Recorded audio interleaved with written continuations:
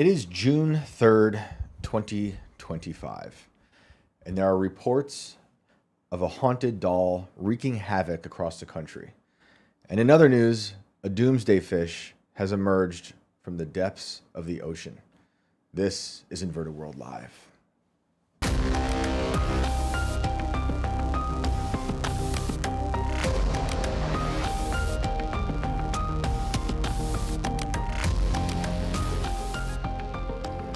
It's getting crazy out there, and you are here in the inverted world to hear all about it. I'm your host, Shane Cashman. Welcome back. This is our second episode for our second broadcast on a weeknight. I'm here with Brandon. What's up, sir? What's going on? We had a tremendous episode yesterday. Thank you all for tuning in and showing some love and support. We had some really awesome callers. I've been haunted by a sentence all day. On Tuesdays, they burn the monkeys all day. That's all I'm thinking about. Insane. That was an insane story. But yeah, we were both just like, what? The second he said that, I'm like, holy moly. It's like I wrote it down immediately. But you guys really helped make that a really special episode. Really, really appreciate that. So we have the link to call in the chats on Rumble and YouTube. You'll find it down there. If you've got a story you want to call in and tell us about, whether it's ghosts, UFOs, demons, you name it, Sasquatch, all that good stuff, anything weird, we want to hear about it. But also, if there's something we say throughout the episode and you want to just chime in, call in. It's audio only, so you won't be on the screen. We'll just hear from you, and we'd love to hear that. If I say something you think I'm not seeing it in a way that you see it, let us know. I'd love to see hear your point of view. So it's there, and we'll start taking callers in a little while. But I really wanted to get into this haunted doll situation. You familiar with Annabelle? A little bit. I try to stay away from anything having to do with any type of inanimate objects grossly reanimating. Yeah, and this is the doll that inspired the movie The Conjuring. But I believe in The Conjuring, they made it more like a lifelike looking doll. But like the actual doll that inspired it is super creepy. The old school Annabelle doll, I'm sure a lot of you have seen it. It's just creepy to begin with. But if you want to pull up that article, yeah, we'll start talking about what was going on with little Annabelle. I don't like inanimate objects like that look like this. I had two little sisters growing up, and they would bring things home like this. And look at this, people. If you're just listening, there's a little Raggedy Ann doll. It's like a jack-o'-lantern, but with a little human body. This thing is terrifying with red hair. Let's go to the top. What is this? What is the headline here? I feel like this one was a good one. Yes, of course. And where is this? Is this the Post? Yeah, there's just some random video in here of like the airline chick that was running drug trafficking, but then right underneath it is the article. I don't know why it's so there. She's not demonically possessed, or she might be. I thought that was Annabelle for a second. I'm like, is this actually her? She looks kind of, too new to be. That's hilarious. This is like them trying to tell you, like, look, this lady's also. But I want to read the headline really quick because I think it's hilarious. Demonic Annabelle doll safely back in custody after claims it escaped, caused havoc in NOLA. Shouldn't have moved her, is the quote. All right, let's see about this. You want to go up just a bit? Sorry. Yeah, hang on. Let's fly without seeing the other demonic lady at the top there. Yeah. The real-life Annabelle doll was blamed for a string of alarming incidents by conspiracy theorists. So you know it must be true already off the bat, right? That claimed it escaped while on tour in New Orleans. But its owner confirmed it's safely back home and was never out of his control. The diabolical and supposedly demonic Raggedy Ann doll, fictionalized in the Conjuring movie series, made a pit stop at Ghost City Tours office in the Big Easy in mid-May, the same week of a daring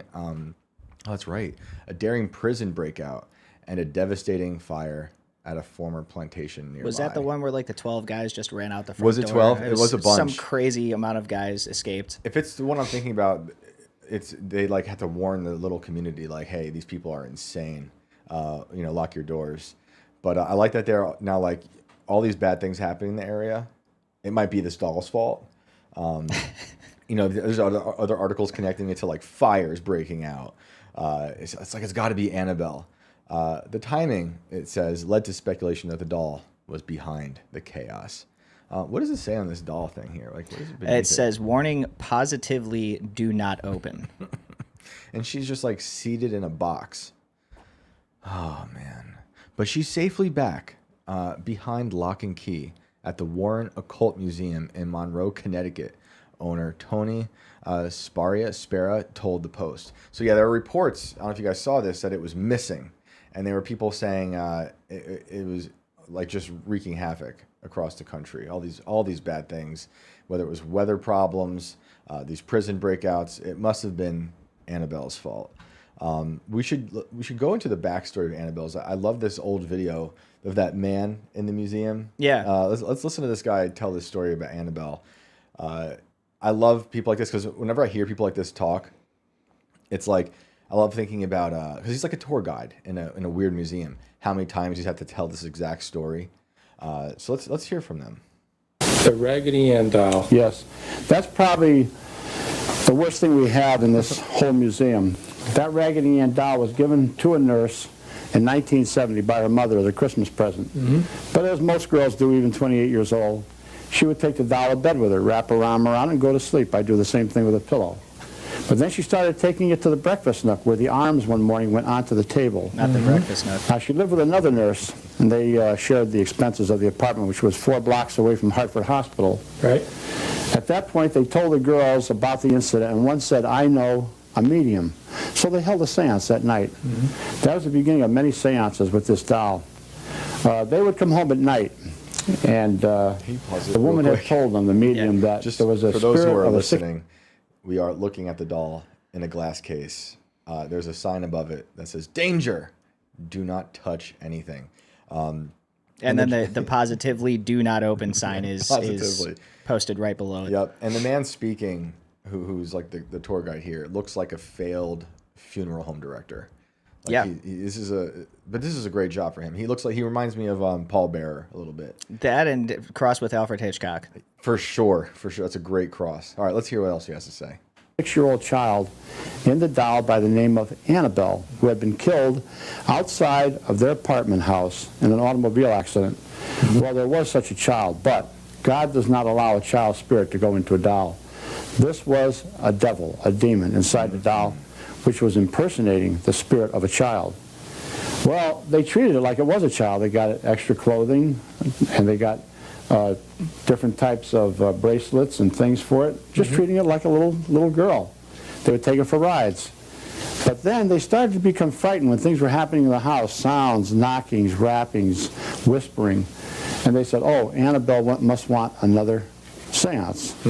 So they would hold a seance going deeper down that road of no return.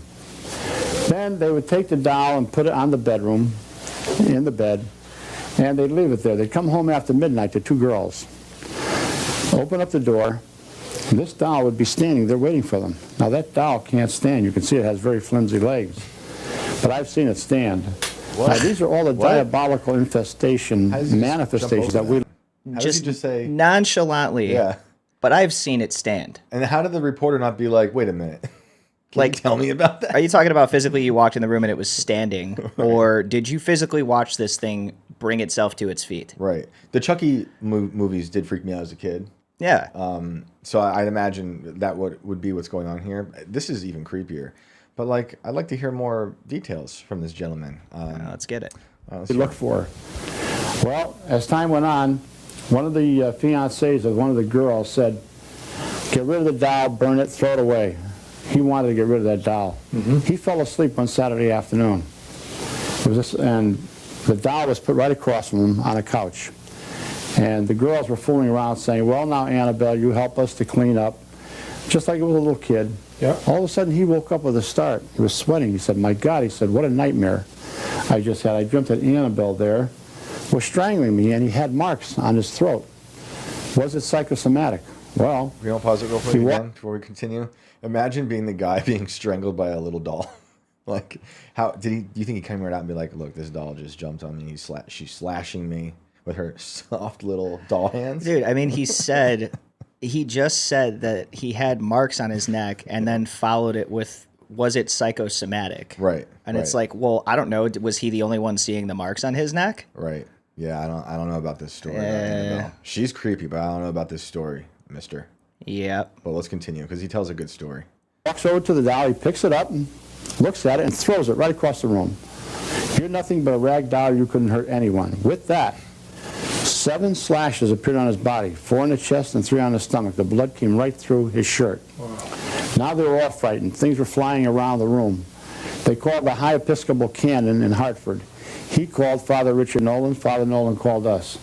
We went to the house. Exorcism was performed immediately in the home and over the people. Mm-hmm. I took the doll back to my home here where it's in the museum. Not to get now. too much in the weeds of denominations, but I want to point out that he called the Episcopal Church, which these days it's got some issues, but that the Episcopal Church then reached out to the Occult Museum for help. So there's like this weird marriage of the Occult Museum and the Episcopal. It sounds like a jurisdictional issue, kind of. Yeah. It's like we actually need the Ghostbusters for this one to assist with a doll exorcism. Like, we really didn't want to call you, but like, hey, dude. We know this is right up your alley, man. Can you help us out real quick? We're in a pinch. All right, let's hear it. At one time, I had it just sitting in a chair, but a priest came here one day and he said, "Ed, this doll is supposed to be infested by devils." He picks the doll up and he throws it across the room, just like the young man in the house. God is more powerful than the devil. I said, "Yes, Father, you're right. God is more powerful than the devil, but no priest is, no man." On his way home in a brand new car on Route 84, the car went out of control, almost head on into a tractor-trailer truck. It was demolished, and the priest was almost killed. The last thing he remembered seeing was that doll. A detective, a homicide detective that Lorraine and I were working with, wanted to see the museum. We work on many cases of where children are murdered or whatever. Mm-hmm. And he came down here, looked all over, and he said, "You know, Ed, of all the things here, I can't take my eyes off that doll." At that time, it was still in a chair. Mm-hmm. The phone rang. I said, "I'll be right back. Don't touch anything in this room. Everything in here is unholy, unblessed." Hang on. Demonic foreshadowing. Let me guess. He touched the doll. Oh, no. The opposite of what you would find in a church. Well, I wasn't even up there talking for 10 minutes when I heard him coming up the stairs. He had to come through the passageway into the Halloween room and up into the kitchen. Halloween room. This man was a huge guy. He was about 6'3", 250 pounds, used to seeing grisly sights. He was sweating. He couldn't speak. He was trembling. I thought he was having a heart attack. I told him to sit down and I'd call an ambulance. He said, "No, Ed, it isn't that." I said, "Well, what's wrong?" "I don't want to talk about it." That's what he said. "I don't want to talk about it." Sometimes a little macho and cock, you know. Sure. And Lorraine walked in and he looked at Lorraine, and I guess he found it easier to talk to a woman than a man. He said, "I'll tell her about it, but I don't want her to ever talk about it again." Well, she didn't have to. The doll had been in the chair over in one corner of this room. Mm-hmm. When I came in, the doll was over in another corner on the floor. Everything had been knocked over, like there was a terrible struggle here. There was a terrible struggle. This man had picked that doll up. Wow. His aura had mingled with the aura of that doll, and something so terrible occurred. Ding, ding, ding. I called it. How did you see that coming? I don't know. I'm a medium, I guess. Stay away from me. That he resigned from the police department 3 months later and moved to California. Is that right? A young man came in here one day with a bunch. Wait a minute. He retired? Yeah, that's what he said. Yeah. Raggedy Ann forced him into retirement. Yeah, and he moved to a state where there's more demons. Oh, come on. A bunch of college students. And after I told him about the doll and many other things, he came over here. I was standing over in the other corner. He started tapping on this glass and said, "I don't believe any of this is a bunch of hooey." He said, "If that doll can do anything, let it do something to me right now. Put a slash on me." Mm-hmm. I put him out of the building. He was on a motorcycle. 3 hours later, he was dead. Oh. The girl that he was with said that he was laughing about the doll when the motorcycle, just like the car, went out of control, hit a tree, and killed him instantly. The girl. The scary thing about this is the guy's eyes. If you're watching, why does he have a giant black eye?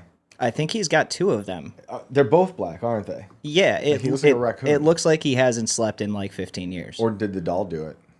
Maybe he's just been kept awake all night by this doll. Or is he doing the things and he's using the doll Or as is a he just cover. old? Has he just gotten so old and he just hasn't aged gracefully at all? I do want to say though, like sometimes inanimate objects do seem possessed. Have you ever come across anything like that?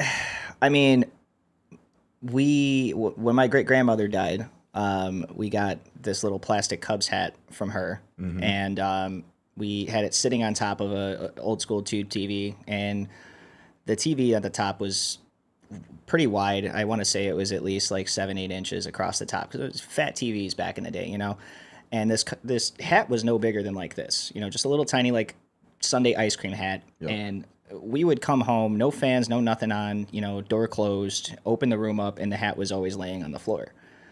And it was like, how is this hat falling off of this TV that's completely flush? Right. There's no wind or anything in the room. So yeah, for a while we thought that hat was possessed until we moved out of there and it stopped happening. So What? I don't know now. Grandma trying to just make sure you don't forget about her. Yeah. And it was like, damn it, Grandma, stop, You're freaking me out, Grandma. Yeah, I mean, my parents brought home an Alf doll. Remember Alf? Alf was awesome. Alf freaked me out. But the dolls used to creep me out pretty much. It was an alien that ate cats. Like that's the show. And I remember just being like, we have to bury this thing immediately. And we also had a My Buddy. I don't remember those. I think you're a little younger than me. No, I remember those too. Those were super creepy. Really creepy. Like I don't know what it was about the 90s with trying to just instill fear in children with the dolls, whether it was Chucky or Annabelle.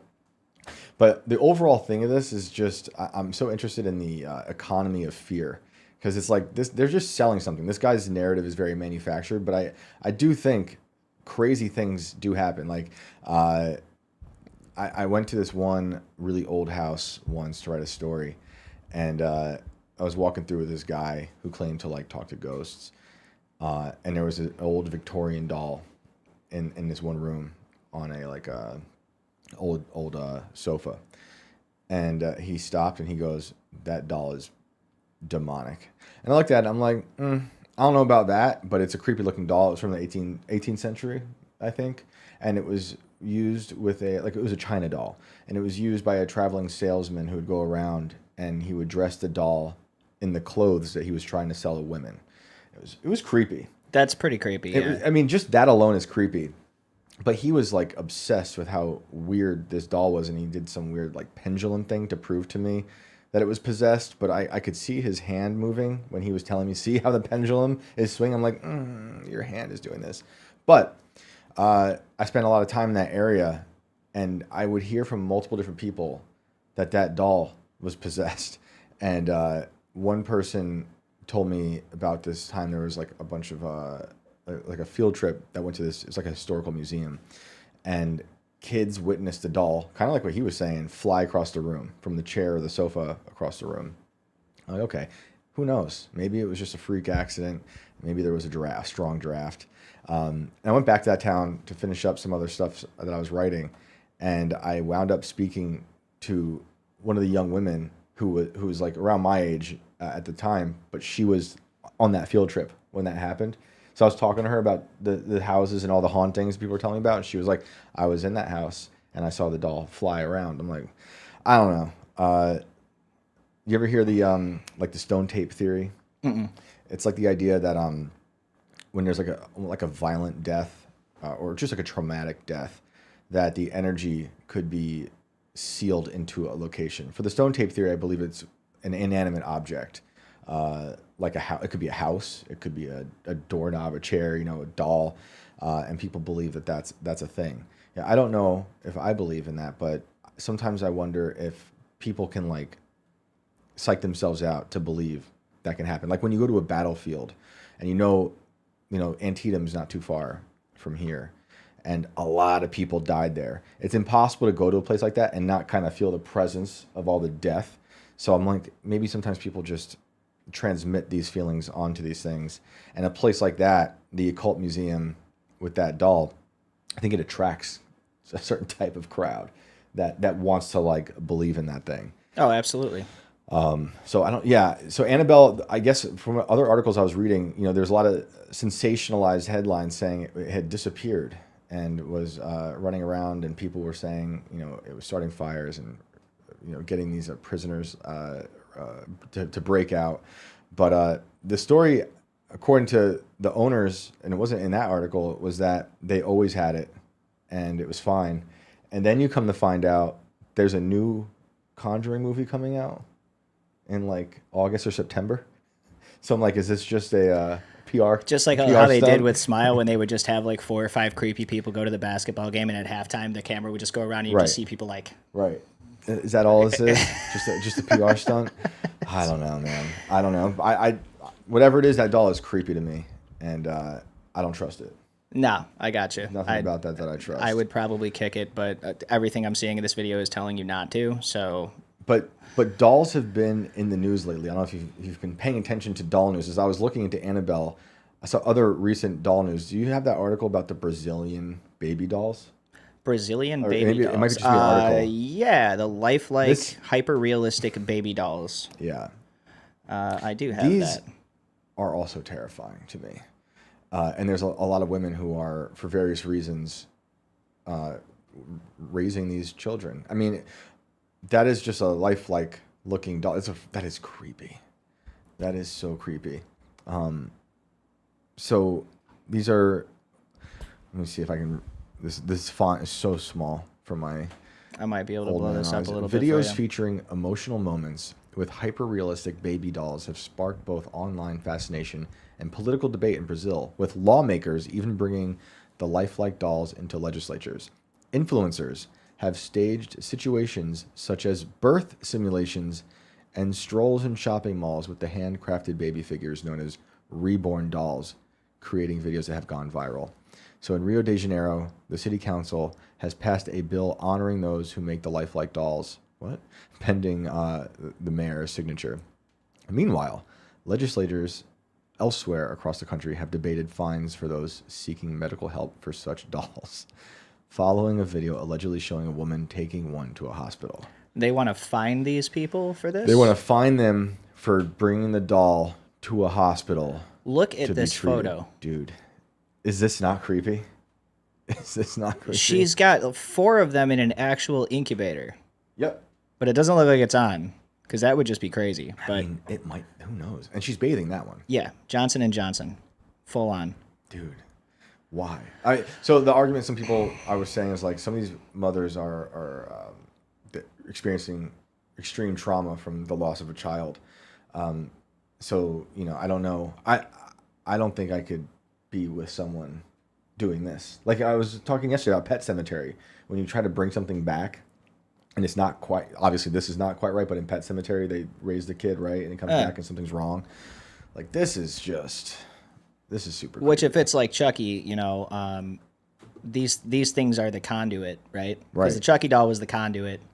There's just this whole lightning and demonic, seance thing involved with it, but it brought it to life. So it's really like all you need is the body. Yeah. So, this also sparks a segue to the rumors about Joe Biden. Because Exactly. what if he was seanced into one of these bodies? Now we're speaking. Yeah, exactly. Yeah, imagine Annabelle hooking up with these things, and like now there's a gang of demonic babies going around. I find something very, very bizarre about this, and I don't know if this is healthy. It seems like something sick people do, honestly. On Tuesday, what does this say? On Tuesday, Huayo Luis, a state lawmaker from the Amazonas, appeared with a doll at the State House to announce plans to ban reborn dolls from receiving care in the state's public health system. That is a crazy sentence. Well, right above that, too, lawmakers have brought the dolls into legislative chambers. So they're bringing them in to these buildings, and I don't know if that's suggesting that these things are potentially cursing the legislative chambers Right, and right. Are they possibly voting? everybody within it. We've come a long way from the Tamagotchi, haven't we? Anti-Beanie Babies. And it's more of like just adults doing baby things. And I know they all have their different reasons, but I just think this is beyond just like a collector's thing, which I think like American dolls are creepy. Sometimes like girls have that, two little sisters, they had stuff like that. But this is beyond that. This is like accepting like a mental illness and having someone with a fake baby. And to the degree where you feel like it's sick and it needs help, and now you're bringing it to a hospital. That is a super creepy situation. Ugh. What is that? The photos just keep getting worse. It's a family. Are they buying these fake babies here? Yeah, it looks like the daughter is super stoked. The mom is worried about how much it costs, and the dad has no idea why he's there. This is not good for society. This is just not good. But yeah, I imagine when it's filled with AI and they start like talking, and you can then upgrade to the older ages, which I'm sure they're already doing. You know, this is just the kind of stuff I think about with the future. You know, you see these things happening here and there, but it's not like just a one-off crazy person in some town like Lars and the Real Girl. You know, the Ryan Gosling movie where. Oh yeah, that movie was really weird. I love that movie, but it's super weird. When they had like the funeral and everything, and he's all like distraught, and I'm just like, dude. He heals after it. I imagine. I hope so for the character's sake. But for those who haven't seen it, he basically falls in love with a sex doll, it's a blow up doll, and everyone in town kind of goes along with it. They're all enabling his. Which was weirder. It's super They were weird. totally supportive of the whole thing. He ends up like marrying the doll or some crazy whatever. They have a whole ceremony, and everyone in town comes out to the wedding. I don't think it's not a PG movie, but it's not like they don't really get into explicit stuff. I think they kind of skirt around it, and I don't think he even does weird things like that. So they try to like diminish how creepy it is, but it obviously is just creepy. And that picture right here you're showing me with that creepy tree in the background, I don't like. This lady is holding two fake why dolls. is that there? Like they're at a playground, I guess, where their fake dolls are. Imagine this person coming up to you being like, "You want to have a play date?" Look at this guy back here. That is terrifying. So yeah, the world is crazy. People are parenting fake babies. It's just an extension of the mental illness that's happening. But to the degree that people in legislature in Brazil are worried about this, and they have to fine people. So I don't know, guys. Watch out for those fake babies out there. Watch out for Annabelle. Who knows what they're capable of? I know I had an elf in my house, and it was not pretty. I lost a few cats. Yeah, I think he ate a few. Yeah, that's insanely unfortunate. Do we have any callers? Let's look and see. We got a guy hanging out. Let's see what's up. All right, and real quick, if you're just joining us, we're talking about creepy dolls. Shout out to Tim and the Timcast guys. If you're just joining us from his stream, welcome. Yo. And we're gonna get into some calls here. So let's see if we can bring this guy on.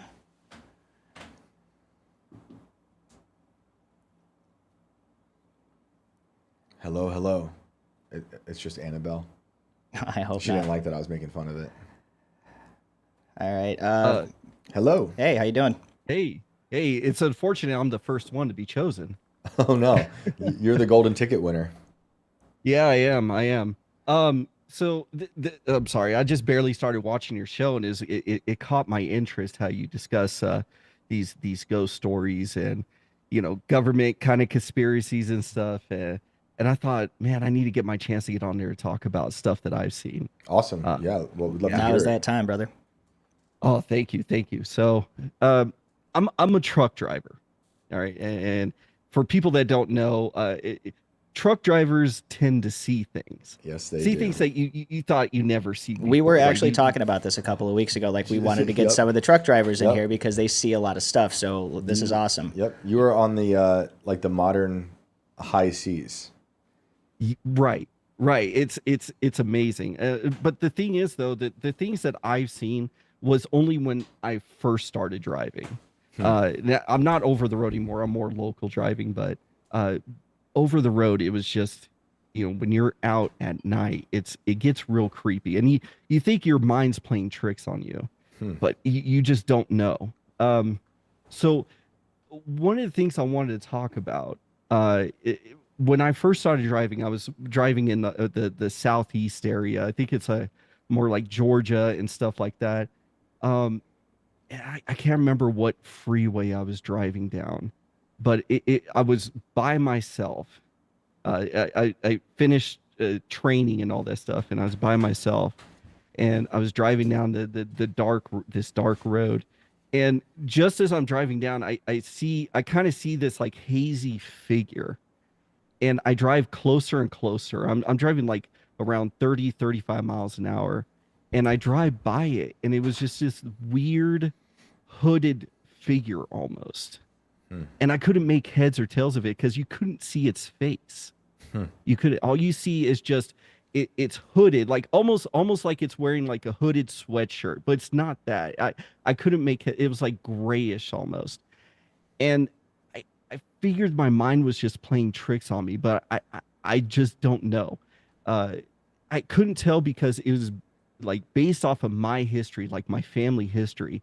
We always seen these weird things, you know, and me being over the road, almost sleep deprived because like I'm getting used to driving overnight and stuff. Yep. It's hard to tell. So I wanted to get your guys' take on this. Like, So- what would this be? Well, let's unspool it just a little bit more. When you say hazy figure, like, did it look like fog? Like what? And did you slow down as you passed by? It was almost foggy, like it was like as you get closer, you could kind of see like get a figure of it. Like you could kind of see you could. I'm sorry, I'm bad at explaining these things. Oh, it's fine. It's fine. And I know you were also sleep deprived and you're tired and you're working on the road and stuff. But yeah.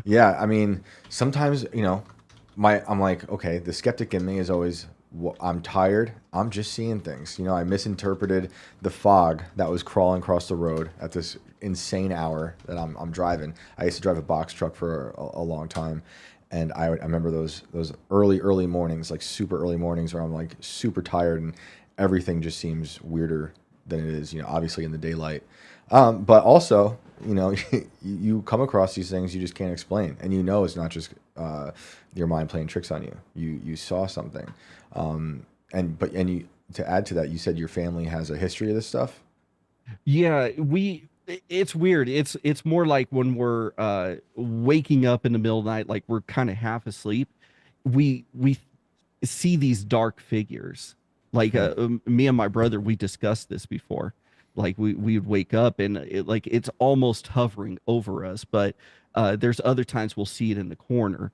And the weirdest thing is that we can't tell if it's like some form of like sleep paralysis or anything, because there's sometimes when I'm waking up and I see these like weird figures come crawling off like the wall. They're almost spider-like, but I can't figure out what it is. Like my mind's not clicking everything together. Are you able to move? Like, are you like locked into your sleep position, but you're conscious? Right. Well, yeah, I'm conscious, but yeah, I'm just not. My mind isn't like putting all the pieces together. But Okay. I could see the room around me. I could see all my surroundings, like my bookshelf, my desk, my bed. Like I could see all that around me. But then my mind is kind of like telling me, oh, there's these things crawling off the wall too. It's very weird. How old were you? Do you remember when you saw your first one? My first one, I was about 10 years old. And at that point, did you know about your family seeing these things, or were you the first to see one? No, I didn't really talk to my family about these things. It wasn't until like I was around, say 14 or 15 when I started talking to my little brother about it, because me and him were sharing this room in a foster home. And I remember he would wake up and he would shake me awake and say these weird things. Was there were you in fear when it happened?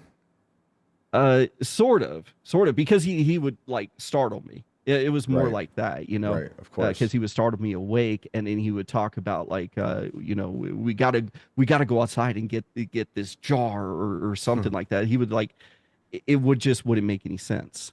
Right, like as a way to counter whatever it was, to get rid of it or something. I think so.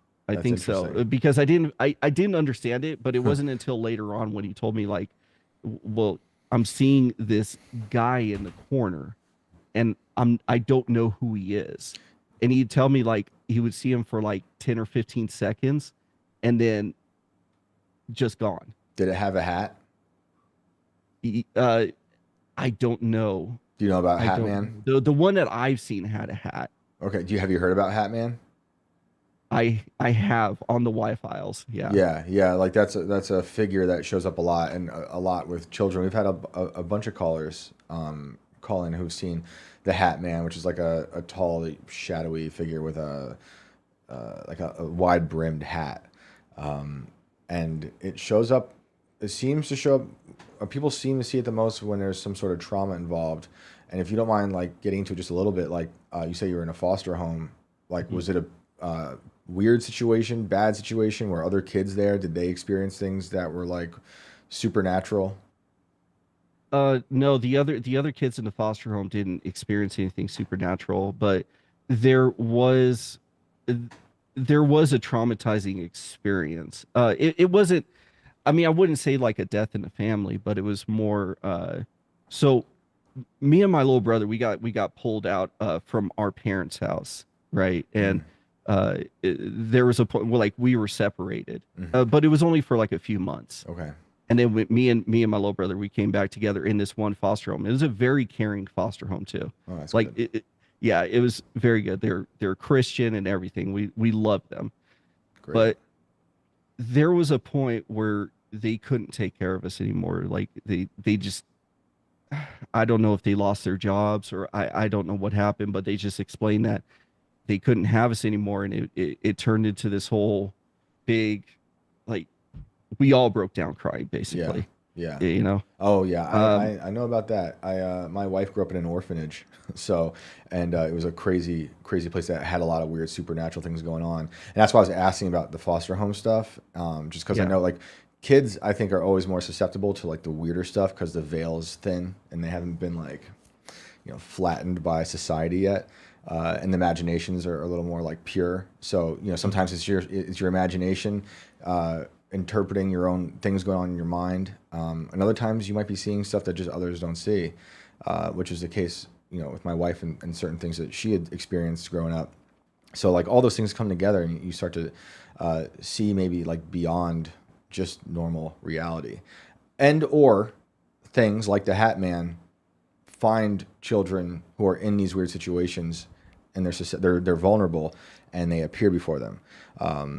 So all those things are kind of working against you. And I think what gives your story with the truck and the thing you saw what gives it more credence is the fact that like your brother experienced weird stuff too, and that there's this like shared experience between you guys.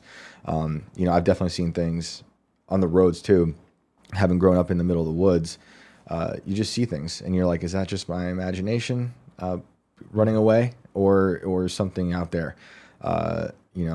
So every time you see that kind of figure, is it usually the same? Or you said one time it had a hat, but other times it didn't?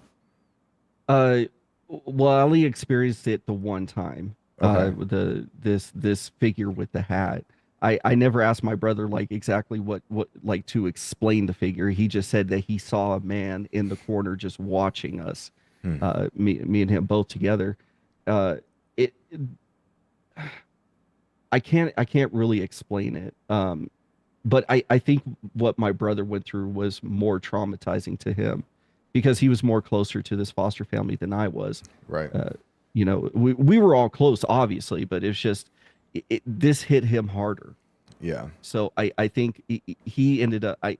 I know he talked about that he saw this figure more times than I have, but Yeah. I've only saw it the one time. And then when me and him ended up separated again, I didn't. I don't know. Maybe it's because of the fact that I wasn't attached to anything anymore. I was growing up like a teenager now, but I didn't see this figure ever again. And it wasn't until I moved in with my wife that I started waking up half asleep and started seeing other things like I mentioned crawling off the wall. Right.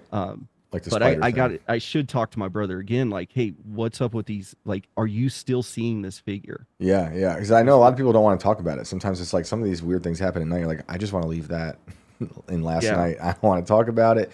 But people are certainly. We had a caller a few months ago who actually described a very similar spider-like entity thing. And it's weird when a lot of people start to tell you very similar stories. A lot of people who don't know each other start telling you the similar story. You're like, something's going on. I think some people just can tap into it, or other people are more susceptible to it. Did you have other experiences on the road? I had one other experience, but I think it was actually me being sleep deprived. So I was driving through. I was coming from Palm Springs in California. I was making my way to Kingman, Arizona, and I was driving through Amboy. And this is more like it was like around 2 o'clock in the morning or 3 o'clock in the morning. It was around that time. And I ended up at a stop sign, and was just waiting there, and it was kind of lit up in that area. And what I saw was just weird. And I honestly think I was more sleep deprived because of this. I saw a woman with a group of kids just walk across the street. It was a very weird thing. Now, I don't know about the town of Amboy, but it's pretty much a deserted town. Like, you could see like an abandoned hotel and stuff like that in that area. And I think there's only like one working gas station. Oh, weird. Yeah. So I don't know if there was like a school over there that like abandoned or something like that, but that was one other experience I had. Were there certain places that you would drive through that always felt like a certain way, or that you felt like that you feel yeah. feel weird and freaked out and stuff? Yeah. Usually though that. Like when I feel freaked out and I'm driving at night, it's more in the southern areas, like when I'm going through Alabama or whatever. And it's usually in the rural towns. And it's not because of the people. I want to put that out there. It's not because of the people there. For sure. No, because the rural people are like the best. I think I they're agree. the best. I agree. It's Sorry, just, I know it gives Chicago off that people kind might of be vibe listening. at night. No, it's fine. I'll let it go. No, but I grew up on a farm. I understand that, and I also had that experience too, like, or those experiences of being in like rural parts of Georgia or Louisiana. There's just something weird in the air down there, But even down here in West Virginia, did you ever share other stories with other truck drivers, or hear other truck drivers like tell you something that they saw? No, not really. I never got a chance to actually stay at truck stops long enough to, just talk to other truck drivers. So yeah, I can't say I haven't shared any stories with them. Truck drivers do have the best stories. If people can look back on the episodes, it was with Tony Merkel, who's the host of the Confessionals, and he used to be a truck driver as well. And he told some crazy stories from the road, from his own stuff and some from other people, like giant wolf creature type things that like one guy shot at. Crazy story. Yeah, pretty wild stuff. But something, I think the truck drivers just are able to see a lot more because it's desolate, and you're those super late, very early hours always end up to giving you something strange, Yeah. I mean, I there's times when I thought I saw like weird creatures and stuff like that, but it's more like once you get closer to them, like, oh, okay, never mind. It's just a dog walking across the street or whatever, right? But I've heard like online, I've read of stories like that, like the chupacabras. Yeah. Oh yeah. It's insane. I think the one that I've heard of the most was the skinwalker. Yeah, like, those are interesting. Yeah, I think the one story. This is from a truck driver buddy that I was talking to about it, and he said that he saw a he can't make heads or tails of it, but it was the size of a horse with a neck just as long, and he was in his cab like punching stuff into his computer or something like that, and he saw it and just peeked into his window, and it just continued walking on. Oh man, that's crazy. That's why like when I think of truck drivers, I think of pirates, and I think of like people on the seas telling old crazy stories about like some sea monster they saw, or sirens and stuff. Sirens, yeah. Like I was talking about the Odyssey last night and all the things they saw. You're out there in the wide open, seeing crazy stuff. Are you still doing it? Did you say that? I'm sorry if I missed that. What are you still driving trucks? Or you said locally? Trucks? Yeah.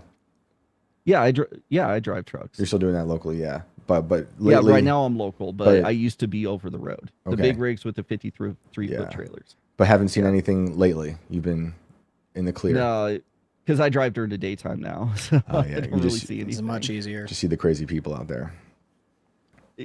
Yeah, just pretty much just weird drivers and stuff. That's all I really get. That's my interactions nowadays. That and bears because I live in the mountains. Yeah, yeah, I gotta watch out for bears. Well, I would appreciate you calling in. That was a great first call. Yeah, I appreciate this. Keep the show going. I love it. Thanks, man. We I don't really know what to appreciate say. that. Thank you. All If you right. got any more stories, call in. Yep. Did you have anything you wanted to shout out before we let you go? No, not really. Just thanks for having me on. That's all. Absolutely. our pleasure. man. Thanks for calling in. All right then. I love that. That's so funny. We were just talking about truck drivers. Yep. And real quick, just to answer a post in here for Super Chat, Bad Buddhist. Yo. Yo, are Super Chats a thing during the live show? Yes, Yeah. they are, as well as Rumble Rants on Rumble. So That's right. Feel free, jump in. We'll shout you out when we can. Yep. Absolutely. And if you guys hear anything that you want to share story-wise or just something that, sparked something in you while we're talking about these stories or someone else's story, give us a call. Do we have anyone else or should we go on to another story? There's a couple people in there. It's really up to you. Let's do another caller. And do one more? Yeah. Okay. All right. Let's bring in Gingerbeard. All Because I right. love that name. Gingerbeard. Welcome to Inverted World Live. Are you there? Hey, I'm here. Can you hear me? Yes. Yeah. What's up, man? Hey, good evening. Shane, man, big fan. I've been listening to you since you launched Inverted World on the Temple website. And Thank you. That's I'm awesome. a big fan, man. You do great work, and I found the Georgia Gold story very entertaining. Actually, I thought the most entertaining about it wasn't the hunt for the gold, but it was like your stories that interacting with all the locals. Thank you. Yeah. The gold became a backstory. I was surrounded by all these cool. I don't say crazy because I love some of those people, but there are other people who did not want me to live. Those were very interesting people. The one guy wanted to skin me alive like a dog. Ugh. I had that Yeah. voicemail still. But I'd that's be like, awesome. thanks, dude. Like, I appreciate that. It's really nice of you. Well, I really appreciate that, and I really appreciate you calling in. You got a Yeah. story for us? It's really cool that you guys are going weekly now, and it's kind of like doing a coast to coast kind of vibe. I like it. Thank you. Yeah, we were that actually just high- talking about that right high before praise. the show. Yeah, we're like plugged in with the Yeah, that's callers crazy today. right Yeah, now. we were just talking about That's that. awesome. That's high praise. Thank you. Awesome. So yeah, actually, I wanted to talk about something else, but that last caller just kind of like refreshed like a really dark entity that I experienced one night driving with my best friend. So I used to live in a small town, backwood Florida town, Mhm. and it was maybe like a year or two after I graduated out of high school, and I was hanging out. I was driving with my best friend, and we were headed to drop off my buddy at his house, and he kind of lives like way out there in the woods, and we're going down like the main road, and notice that as we're going, it's like 3 o'clock in the morning, the witching hour, and I noticed that there's this like girl, like wearing like this like white, like long white kind of gown looking thing, right? It almost looked like she was like wearing like a long hoodie at first, and so I was like, oh, that's kind of odd, walking around this late at night. It's kind of not a good time to be doing that. But drop off my buddy, and then me and my best friend are headed back into town, and I noticed the girl is, advanced quite a bit further up the road. So I kind of just pull over and I roll down my window and I shout out to her. I was like, "Hey, do you need a ride or something?"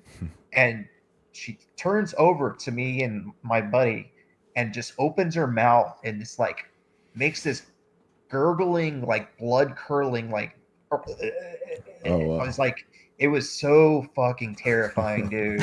Wow. And I just said peace, and I just stepped on the accelerator, and I got the hell back into town. But Whoa. me and my friends still reminisce about that time. We're like, you remember that time we saw a ghoul at like in the middle of the night? Great. But yeah, Great memories with our friends. Why is it always creepy girls in like hospital gowns? Yeah. dude, I have no idea, but that was like, she was like there, like that was, she was otherworldly or something, man. That was crazy. Or she was just like whacked out on meth. I still don't know which. It's entirely possible, man. Yeah, did Depending on she- what state you live in, anyway. Yeah, true. I mean, yeah. Well, the meth capital. Oh yeah. Yeah. Oh, true. True. You said Florida, didn't you? Yep. Yeah. Yeah. The old bath salts. Yeah. All the crazy drugs were coming out of there for a while. Remember crocodile? Oh, it was that guy that took a bunch of bath salts and ate that guy's face off on the bridge. That's right. That was pretty intense. I forgot about face eating. That was insane. That was in Miami, I think. Yeah, it? it was somewhere down there. Yeah. Actually, Yeah. it happened in Vegas last May. I went there the second I landed. I'm in the Uber on the way to the hotel, and some guy had just eaten someone else's face at 7-Eleven. Oh, that's fantastic. Yeah. Good memories. So, this figure like solid? Did she appear solid, or more like the hazy type of figure that the last caller was talking about? No, she definitely seemed like it was like a real person, but she was, well, it was at night, but she seemed very pale and just like strung out or something. But that gurgling noise, man, that's still like, it like haunts me. Yeah, yeah. So yeah, you slow down, you roll down the window, you ask if she wants a ride. You hear this crazy sound, you peel out. Are you looking behind you? No, we're Like- just gone. Like I don't want to 'cause see it was anything. like it's kind of hilly, like where I lived. Okay. Surprisingly, like Florida, which is I was really flat in most areas. Yeah. But like we were already over the hill. I was just like, I stepped on the accelerator. I got out of there. I don't blame you. Yeah, you did the right thing. Yeah. You can't pick that definitely person wasn't up. sticking around. That's crazy. And did you ever experience anything else like that after that? Not haunting like that, no. But I did want to tell you the story about my near death experience. Oh yeah, yeah. Let's hear it. So I'm actually quadriplegic. Okay. Wow. And I got in a very severe accident one night. I was riding in the bed of the truck with three of my other buddies. It was a small, I think it was a Toyota, and it was only like a 2-seater cab, and they were already crammed in there. So I was in the bed of the truck, and we were kind of doing teenage things earlier that night, so none of us were really in the right state of mind. The driver lost control of the truck, and he hit a tree. And it sent me flying out of the bed of the truck into the middle of the road, and I wow. broke my neck and back, which paralyzed me instantly. Wow. Got knocked. I just blacked out as soon as I hit the pavement. Wow. I wake up, and one of my buddies is like trying to like grab my arm and pull me up off the ground, and like I just knew I couldn't feel my body. And I was like, no, man, stop. That's not going to work. I can't feel my legs. I keep like fading in and out of consciousness. Yeah. And then the next thing I know, there's a police officer there. He's like, kneeling down. He's like, trying to, assess me and so forth. And I'm like, I asked him like, are my legs still attached? Like, 'cause I couldn't feel anything, Right, instantly, snapped my spinal cord. Yeah, the They called fading an in and out ambulance. thing The is air actually lifted you me were out of going there. through shock. Yeah. That's what that is. Yeah. Yeah. It's like just like black, just like into the nether.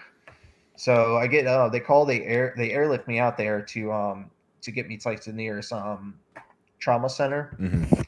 And first time I ever got to ride a helicopter. That was pretty sweet. Yeah. Sweet. So I'm like in the helicopter, and I'm like losing, fading in and out consciousness. I briefly remember talking to the emergency nurse that rides on the helicopter. She's still trying to keep me conscious or whatever, but to no avail. And I don't even really remember much after that, like on the physical level. But I don't know, I was like detaching from my body, like my consciousness, my spirit, my soul. Wow. And I just remember being like, at first, like when I was blacking out, it was just black. But when I regained consciousness, I was no longer in my body. And I'm just slowly like being surrounded by light.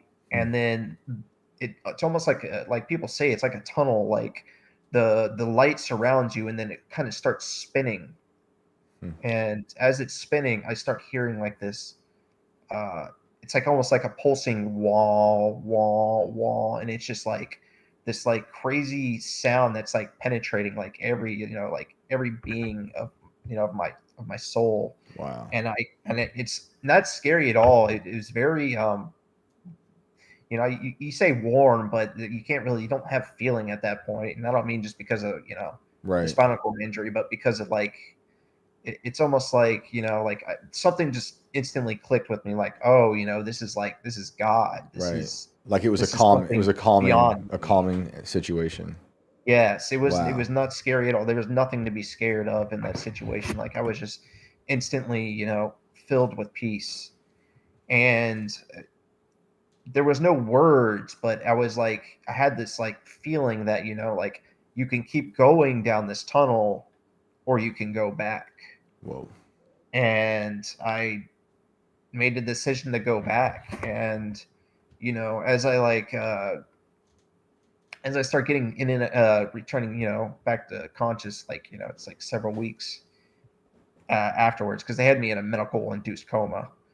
Hmm.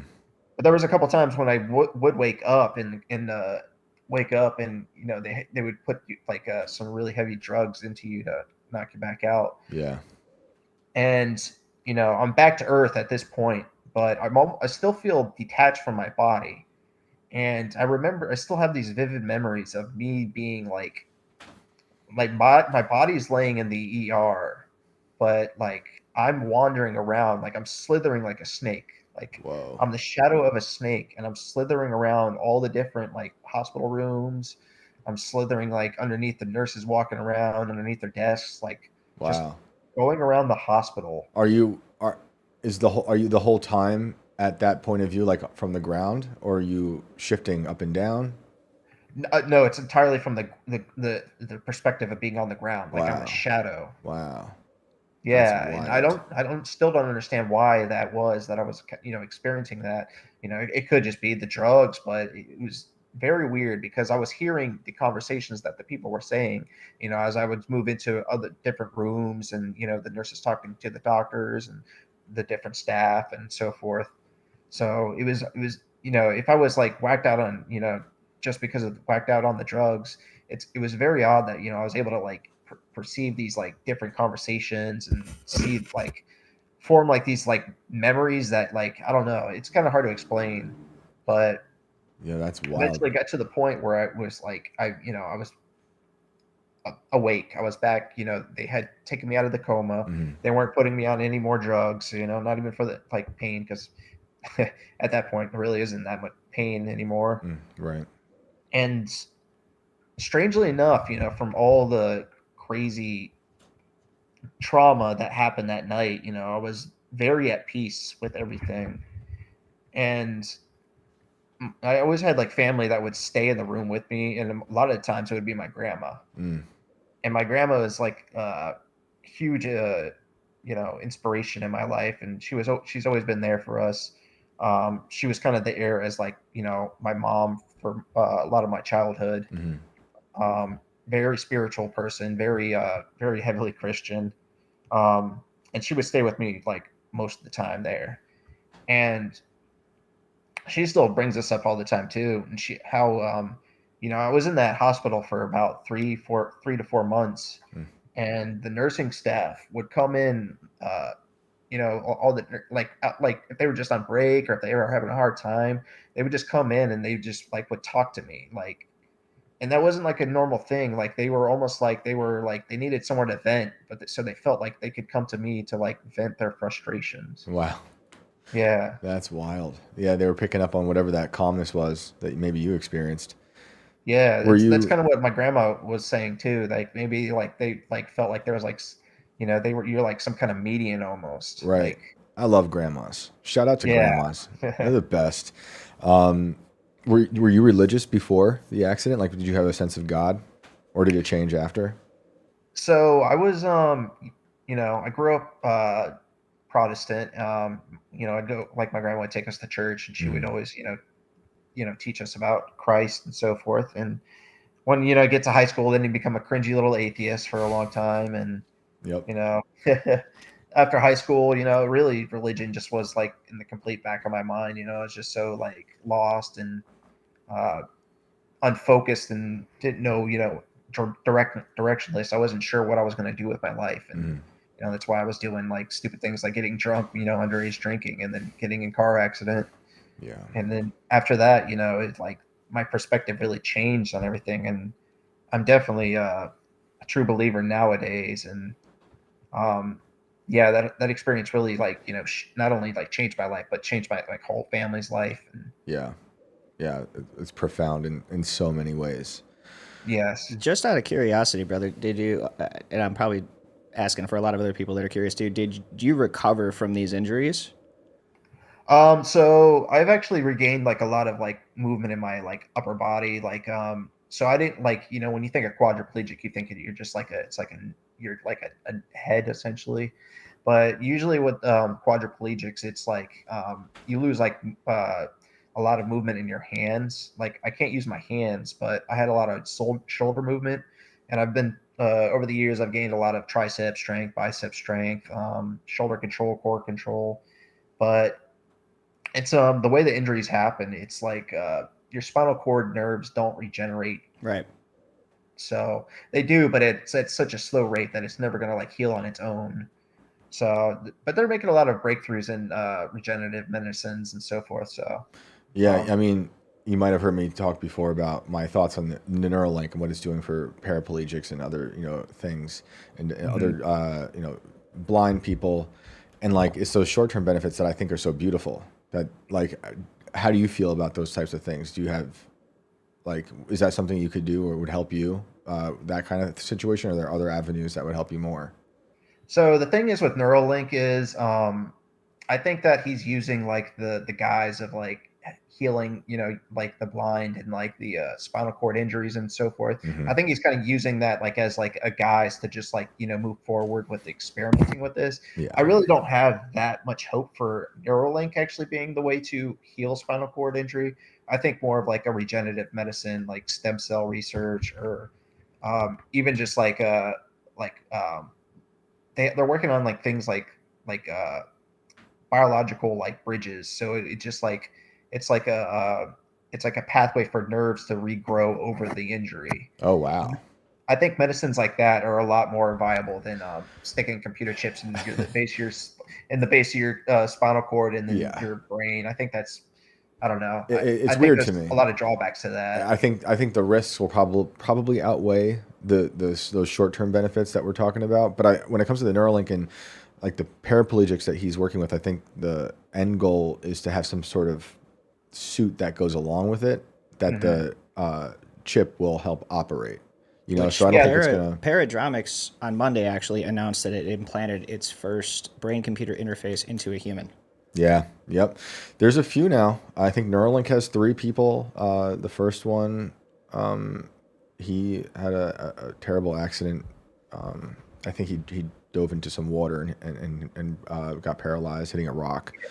And I've talked to him through Twitter, and it was so bizarre to me. It didn't dawn on me at first that, oh, he's using his mind to send these messages.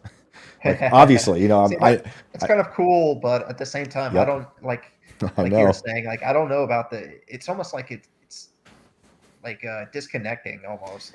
Yeah, Like will the people that have like these computer chips that like increase their intelligence to like like twofold or whatever, are they going to be like a human eventually? Like what will we be with it within like 100 exactly. years if we keep Oh, continuing down this line? that's exactly right. Like we are going to have to redefine humanity. They're already talking about redefining humanity just with the way we interact with AI. But when you interface with it, and the way the Neuralink will evolve over time, it's going to evolve rapidly. And it's not. It's obviously in maybe 5 to 10 years, it'll become more of a vanity thing for people to plug into. To have the way people are putting Tesla car keys, they're implanting them in their hands now. Oh, like plastic surgery, like you Yeah, were yeah, saying the other day. exactly. Yeah. It'll be vanity, and now we'll have to redefine what it means, what IQ means, all these different things. So, but I want to look more into that stuff you're talking about, like those would you call it bio bridges? Yeah, That's interesting. That's yeah. cool There's a stuff. lot of crazy breakthroughs they're making in the spinal cord recovery. And Amazing. AI actually does help a lot with that kind of stuff because you Yeah, can run like a million simulations in like a for sure. day Yep. using AI. So I Yeah. think AI does have a lot of viability. I Yep. think we just got to be smart and not reliant on it. Yeah, yeah. I like that it can be a tool for that. Like, I've been messing around with AI just for research purposes, and I do like it when it's telling me the truth, or not hallucinating. Yeah. But the way it can coalesce all this information so quickly, and the way I can see them using that for actual good in the health industry is great. I just, then I'm also worried about the way they're going to misuse it, which is going to happen, and it's here and it's inevitable, and we just got to deal with the ethics and the lack thereof. But man, it was a real pleasure talking to you. I really appreciate you calling in. It's been great, man. I'm glad I could be one of your first callers. It's awesome. First time I've done something like this, and That's awesome. glad to share my story with everyone. Awesome. Well, you're always welcome to call back if you got something else. Yeah, we appreciate it, man. All right, man. Have a good night. You guys have a good one. Thank you. Take care. Amazing. Crazy, man. Amazing. Crazy. Yeah. Wild stories. Incredible, though. I definitely want to look into that stuff. That stuff gets, you don't even hear about those kind of news stories. The Neuralink kind of overpowers everything, or all the microchip, the brain, computer interfacing stuff. Yeah. Which is, it's fascinating, crazy stuff. But there's all these other avenues people can take. So I'm really glad to talk to him. Yeah, and about it's that. I can understand it when it comes down to you have an injury that doesn't heal.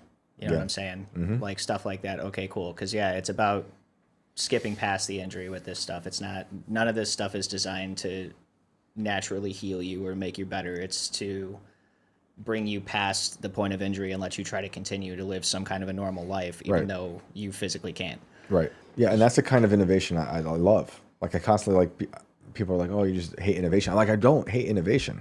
I love it.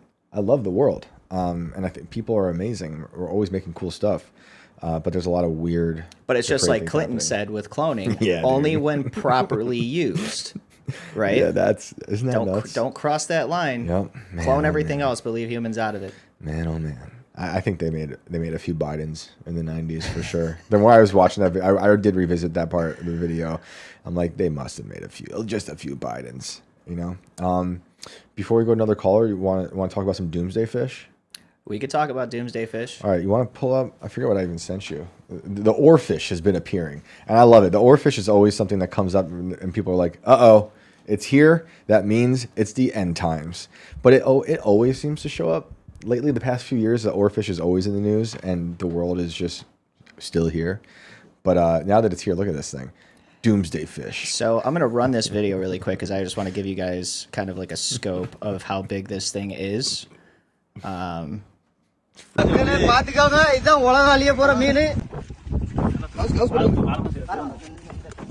This is them unwrapping this thing. They have it folded in half. This is the Annabelle of the ocean. Shouldn't be messing with this thing. Yeah, it's one of those things. You're not supposed to touch it. Don't touch this thing. You're done. It's like opening up a mummy's tomb. Don't touch the oarfish. Look at this thing. And then they made sushi. And they're just laughing away. That looks fake. But all things from the deep sea look fake to me. Yeah. Like, if you don't mind, real quick, before we get into Doomsday fish, can you go just find a video of the anglerfish? The anglerfish, yeah. You've seen this before? I have. Yeah, I love looking at this thing because I'm like, who invented this and sank it to the bottom of the ocean? Like, this was made in a lab. How does this thing exist for real? The skeletons of it are probably some of the more crazier things. Oh, yeah, I've yeah, seen. we should look at that too. And I promise we'll double back to the Doomsday fish, but anytime we're in the deep sea, I think it's worth visiting the anglerfish. Let me see if I can find a decent picture of this thing here. We got National Geographic on one. Oh, perfect. And I'm going to pop this on here really quick because this thing is, well, it's ugly, for lack of a better description. And it's smaller than people think, right? Like, yeah, but this is, so I always get these confused if it's the angler or the cuttlefish. Right. But this guy clearly has that antenna that just the light bulb. puts out the pulses and traps its prey, and then it just boom, it kills you with its crazy 7-inch long teeth. These are the real aliens, people. This is an alien. This thing it can't be from Earth. Like, what is that? That's from hell. It This definitely is looks a demon hellish. from hell. Is that a real picture? The one to the bottom right with a very long. Yeah, This guy here. Yeah, is that real? That's insane. It's hard to tell anymore. Are any of these real? Yeah, I love these things. But the deep sea is crazy, and there's a lot of lore with the oarfish.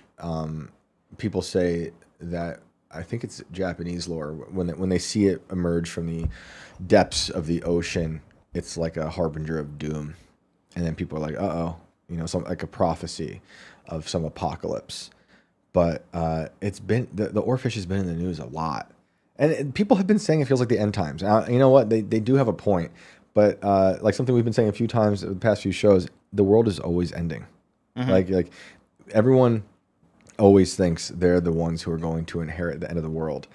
But there's something about the oarfish, like that oarfish. I don't know how long that one was. That was probably like 30 feet ish. They get up to 56 feet. That's huge. It's way too big. If it stood up, it's taller than a giraffe. Yeah, I was gonna say 56 is longer than a semi truck. Yeah, man, it's amazing. But it was just making me think about all these people who, it's almost like they want to manufacture the end times. At least maybe the people writing the articles, because it's kind of like the way we were looking at the Annabelle articles earlier about the haunted doll that was allegedly starting fires and whatnot. It's almost like they want the end times. They're like, you know what? No, I was gonna say it does kind of almost seem like they're trying. We need it. They want to put energy towards bringing this about, and I don't know if it's just some kind of crazy fixation about I get to live through the end of days, or I think it's all a mixture of everything, because it goes back to the fear economy I was saying with the Annabelle stuff, where it just sells. Fear sells like sex sells, so they've always known fear sells, so it's great for headlines. Oh, there's a haunted demonic doll that is wreaking havoc. There's a doomsday harbinger fish that keeps emerging from the ocean, and people click on it, and we're talking about it, and it resonates with people, I think, because in these days right now it does feel like particularly insane after the last 4 or 5 years that we went through. Like, we saw the world shut down. It did feel apocalyptic. So I totally understand it. So, I don't know. We'll see what happens. There's been a lot of predictions. There was I forget her name, someone from Bulgaria. There was a prophet who died in the mid-90s, and she predicted that the world was ending in 2025. But I also feel like with people like that, sometimes they just wrote out every type of prediction for every date, and they just it's like buying a lottery ticket. Yeah, just do all the numbers. I hope my ticket comes in. Yeah. But they say she predicted 9/11, but so did Alex Jones. I was going to say, I think a few people did. It just wasn't anybody that was empowered to do anything about it, unfortunately. That's actually a story I want to go to a deeper dive at some point, but I'll mention it now on the fly. There was a guy who was warning about 9/11 happening. Very interesting story. And he got taken out by like a suicide bomb beforehand. Very weird story. It was coming up recently, I saw, because there was a lady in an airport. This video is viral, but it could be one of those fake videos too. You never know.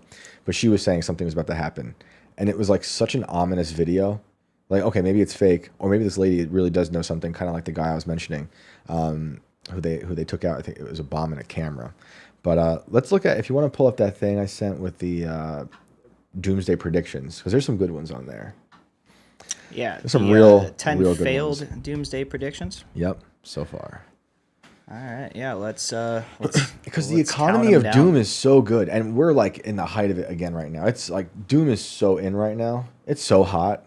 Everyone's selling doom. I've been accused of being a catastrophist before for all the things I say when it comes to the AI stuff, and I think it has something to do with we all inherit this insane unknown world, and everything feels like the end times. And as you age, as you're blessed enough to age, you're seeing the world change rapidly, and it's relative. Our world is obviously changing rapidly right now with everything going on, but it felt that way, throughout the last 100 years. One of my favorite quotes from Mad Men is when the secretary, this old lady, she dies at her desk at the top of a skyscraper. Did you ever watch that show? No. And that was great. Ida Blankenship was the secretary, and she was like one of the main character's secretaries. So she's dead at her desk, and she was like 100 years old or something. And the main character goes, Ida Blankenship was born in the back of a barn in like 1900, let's say, and she died on the 50th floor of a skyscraper. She was an astronaut. Love that line. Man. Love that line. It was a really well-written show. But anyway, 10 failed doomsday predictions. Of course, we got the 2012 Maya apocalypse, how do we know it failed? What if we're in the apocalypse What if we're all now? dead? These people, there are people who definitely think that. Like, I think that this did come to fruition. And things did get weird. But they always get weird. But for those who don't remember or are too young, December 21st, 2012 marked the end of the first great cycle of the Maya long count calendar. And many misinterpreted this to mean an absolute end to the calendar, which tracked time continuously from a date 5,125 years earlier, and doomsday predictions emerged. End of the world scenarios included the Earth colliding with an imaginary planet called Nibiru, which does come up in a lot of the stories we talk about. Giant solar flares. Hey, We got that going on. hey. We're in the middle of a 3-day solar storm Yep. or something right now, actually. That's what they say. That's what they say. But I could be more of that fear economy. A planetary alignment that would cause massive tidal catastrophes and a realignment of Earth's axis. All those things are actually in the news right now. Yeah, the You know, Earth isn't it? has been going off of its regular That's what they say. rotation. Yep. There's the people talking about the pole shifts, all these things. And, I'm not really too invested in all that stuff, but I listen to them talk about it. And I think anything's possible. But Clearly still, we have it's catastrophes. fascinating. It's hard to ignore it, especially when, the Earth hasn't really shifted its rotations in Right. God knows how many years. Right. Everything's been basically on the meter until all of a sudden now it's just kind of like, nah, And deviate. And that's for those who believe in a globe model, because it could be a pear shape, as I might believe. Also, I do think if anything's really messing with the axis and stuff, my feelings is that it's CERN, the Large Hadron Collider. I think the more we keep smashing particles at the speed of light beneath the Earth's surface. Do you remember this? I do. I actually used to work at Fermilab. No way. Way back in the day when I got out of They high got a school. lot of bison out there. Yeah, they did. Yeah. I used to hang out with them on my sick. lunch break. It was pretty Sick. cool. That's hilarious. But yeah, they had this massive river that ran over the collider to keep it cool. I want to go there so bad. It's pretty awesome. Yeah. I'm not gonna lie. We weren't really allowed to go downstairs. But it was pretty intense to see. You would go up to the top of the high rise, and Wow. you could see the entire ring from up there. You could Wow. basically see all the way to the city of Chicago. This is out in Batavia. Wow. So a good 30, 40 miles, you can see clear out to the city, which is really cool. That's wild. But yeah, then they were starting to get defunded because they were building this other one. It's like a 50-mile ring or something. The one in the North Dakota? No, this was overseas somewhere. I Oh. can't remember where. Because we have CERN overseas. It might have been CERN. I'm not sure. I think they're building a giant one beneath North Dakota or something like that. I just maybe we shouldn't smash particles. The lawsuit was when they started CERN in 2008-ish. There were these scientists who were like, okay, you can't do it because you're going to create a black hole that will swallow Earth. And they had this whole thing called the sphere of strangeness that we would become, which that feels right to me. That's what we're in right now. That could be the alternate title to the show, honestly. And they lost the lawsuit, obviously. But everyone agreed on both sides of that lawsuit that smashing particles together at nearly the speed of light creates microscopic black holes that do fall to the center of Earth. But then it came down to whether or not you believe those black holes would amass and turn into something that swallows Earth or just evaporate completely. So who knows? We might be in a black hole right now. Let's just run through some of these real quick and we can get back to some callers. Cool. Harold Camping, this is the one I don't know. Among the most prolific modern predictors of end times, Harold Camping has publicly predicted the end of the world as many as 12 times, basis interpretations of biblical numerology. In 1992, he published a book ominously titled 1994? 1994? I love that has a question mark in it, which predicted the end of the world sometime around that year. Perhaps his most high-profile prediction was for May 21st, 2011, a date that he calculated to be exactly 7,000 years after the biblical flood. All right, fair enough. All right, let's see what's next. True Way. That's okay. Oh, Haley's comment. All right, that's a good one. We can go to Millerism. So the Millerism one, this is like they're believing they're going to be raptured, I think, right? Religious leader William Miller began preaching in 1831 that the end of the world as we know it would occur with the second coming of Jesus Christ in 1843. He attracted as many as 100,000 followers who believed that they would be carried off to heaven when the date arrived. It didn't happen. And this is the kind of thing with Millerism and other types of religious, like Christian sects that believe the rapture is going to happen. People who just sell off all their stuff and they think this is going on, and And then they just pace around their house like Quentin Tarantino on like a Sunday, and they're just standing in the corner. It doesn't happen. It does that does a disservice to religion when that happens. Listening to these people, who is Joanna Southcott? This is one I don't know. I waited all Tuesday, and dear Jesus did not come. Come on now. All right, what's number 5 here? Beginning Joanna when, Southcott. I don't know this one either. Beginning when she was 42 years old, Joanna Southcott reported hearing voices that predicted future events, including the crop failures and famines of 1799 and 1800. She began publishing her own books and eventually developed a following of as many as 100,000 followers. Another 100,000. Good for these people. I wonder if it was the same 100,000. Yeah, they needed. Like, you know what? This that one failed. sucked, Let's but go to the next one. This one sounds right this time, Yeah, guys. I'm with it. She wrote a book. In 1813, she announced that in the following year, the world would give birth to the second Messiah, whose arrival would signal the last days of the earth. Despite being 64 years old and, as she told her doctors, a virgin, she died before a baby could be born. Damn, that's a terribly sad last sentence. 4 years of celibacy. Ouch. Man. Yep, that's why she's hearing voices. Okay, this is why I really want to read this article. Here we go. The Prophet Hen of Leeds. Yes. The Prophet Hen of Leeds. Could also been entitled to this episode. In 1806, a domesticated hen in Leeds, England, appeared to lay eggs inscribed with the message, "Christ is coming." Great numbers of people reportedly visited the hen and began to despair of the coming judgment day.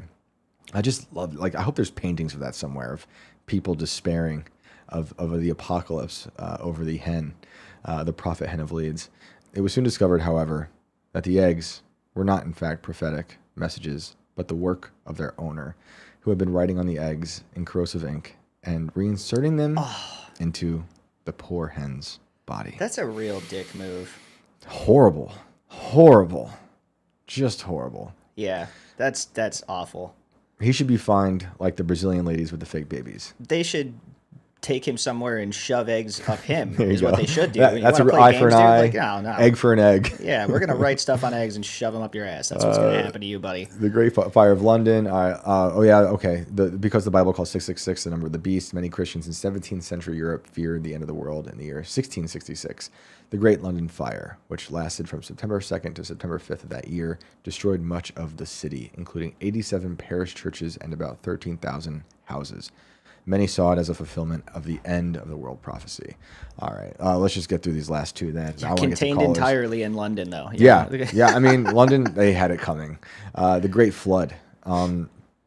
Johannes Stoffler, a respected German mathematician and astrologer, predicted that a great flood would cover the world on February 25th, 1524, when all of the known planets would be in alignment under Pisces, a water sign. Hundreds of pamphlets announcing the coming flood were issued and set in motion a general panic. Count von Igelheim, great name, a German nobleman, went so far as to build a 3-story ark. Sick. Though there was light rain on the day of the predicted flood, no actual flooding materialized. So this is good. This is the doom economy. Noah in full 2.0. effect. Right. This is what's up. And what do we have at number 1? Montanism. Okay, Montanism, a 2nd century schismatic movement of Christianity, began in Phrygia of modern Turkey. I'm horrible at reading these names. I am sorry. Based on the visions of Montanus, who claimed to speak under the influence of the Spirit. Montanists believe the second coming of Christ to be imminent. Many Christian communities were almost abandoned when believers left their homes and migrated to a plain between the two villages of Pepuza and Timian in Phrygia. I don't know how I got through that one. Pepuza and Tamanian and Phrygia. They claimed the heavenly Jerusalem would descend to earth. There's a great scene in the show The Leftovers of Millerites going to their roofs and waiting for the rapture to come. It's an amazing scene in that. It's one of my favorite shows ever. If anyone out there, I talk about it all the time, so I know I repeat myself, but I love that show. And if you like Twin Peaks and X-Files, I think it's like the best version of that. But it's extremely dark. So fair warning. And the other thing I want to remind people about the Doom stuff and just like these harbingers of doom.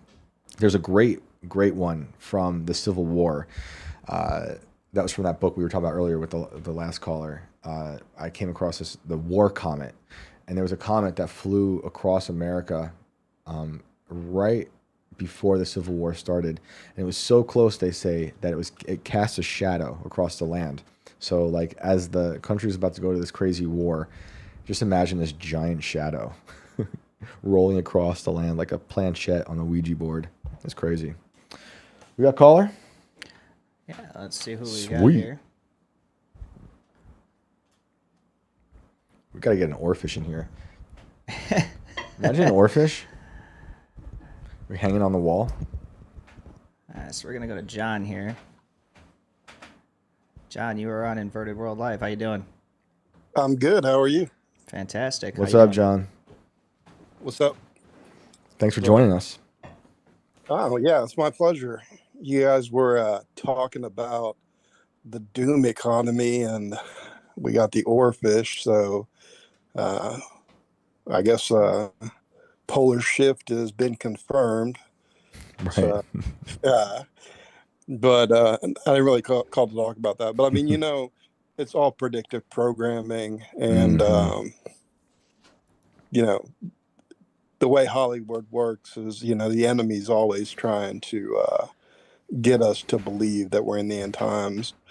Even in Matthew 24, Jesus told, his followers that their generation wasn't going to pass away. So, so everybody's kind of has that always in the end times mentality, but So true. a little off script there.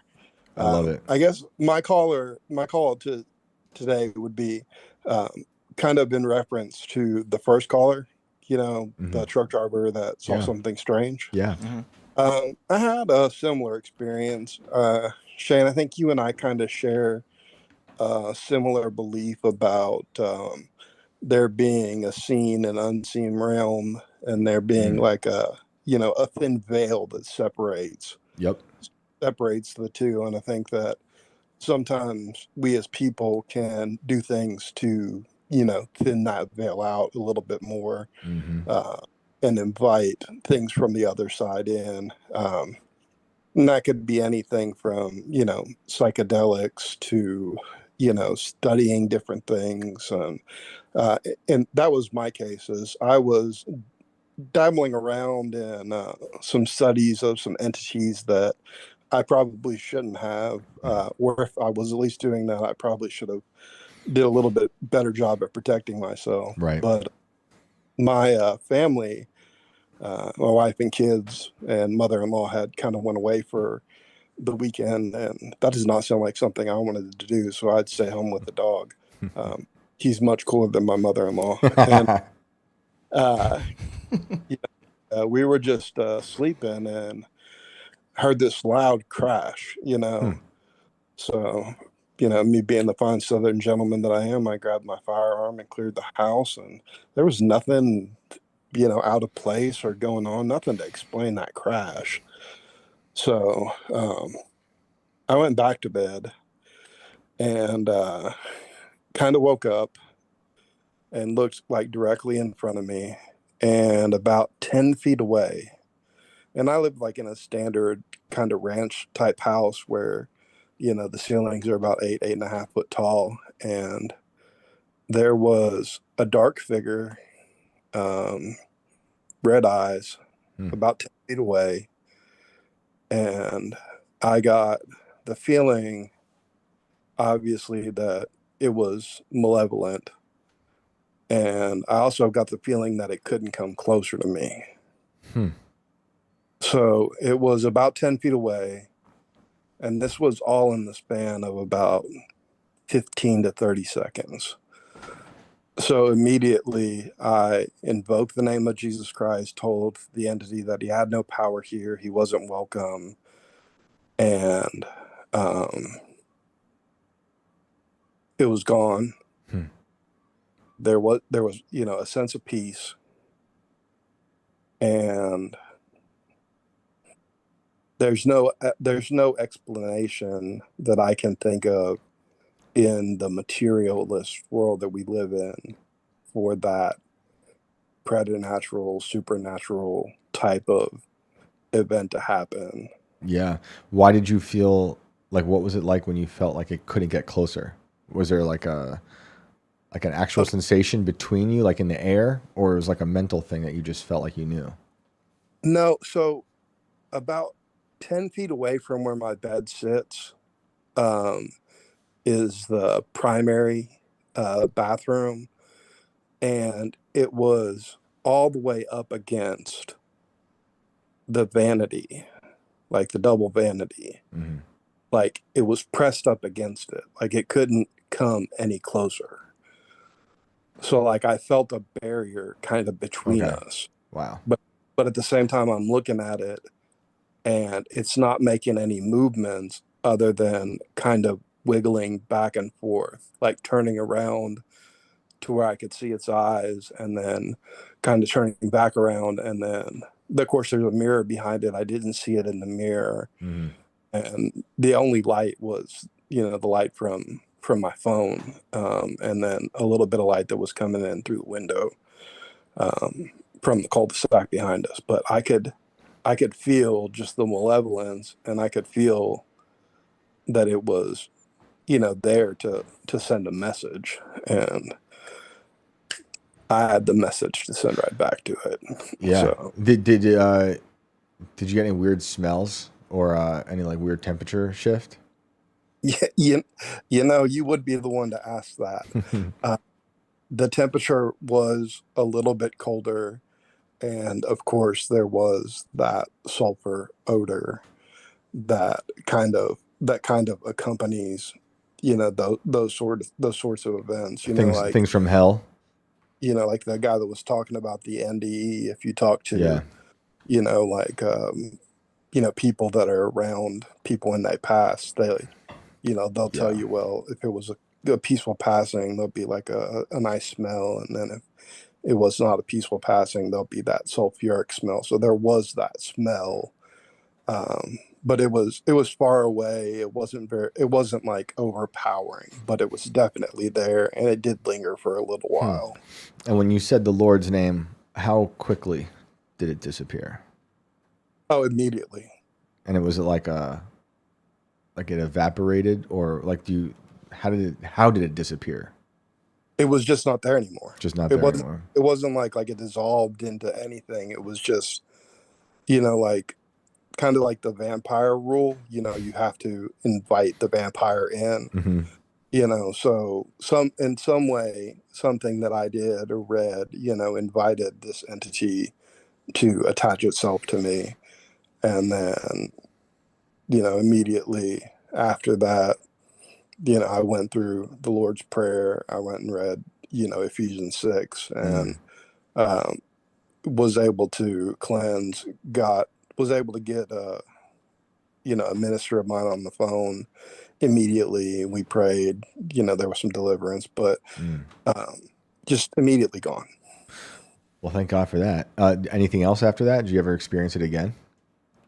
No, and I'm very weary of demons. Like, I don't watch those Conjuring movies. I don't want to be Mm-hmm. involved in like the Exorcist movies. Like, I'm very weary of them. So it was odd for me to leave myself open to where, that would be acceptable for me. But I was kind of making some inroads into discovering some things, and setting forth like a ministry. So I had opened myself up for a spiritual attack. I just did not think that it would in any way manifest itself in the material world. Dude, I know when you say that stuff, it does sound cliche to some people who don't know what you're talking about or haven't been down that path. But like, I've been thinking about that a lot lately. Like, when you do go down that path and you do, open up yourself to God and stuff, and you like the spiritual war. There's a spiritual war happening, and you do. It doesn't like, it's not like you're inviting darkness in, but the darkness does come for you.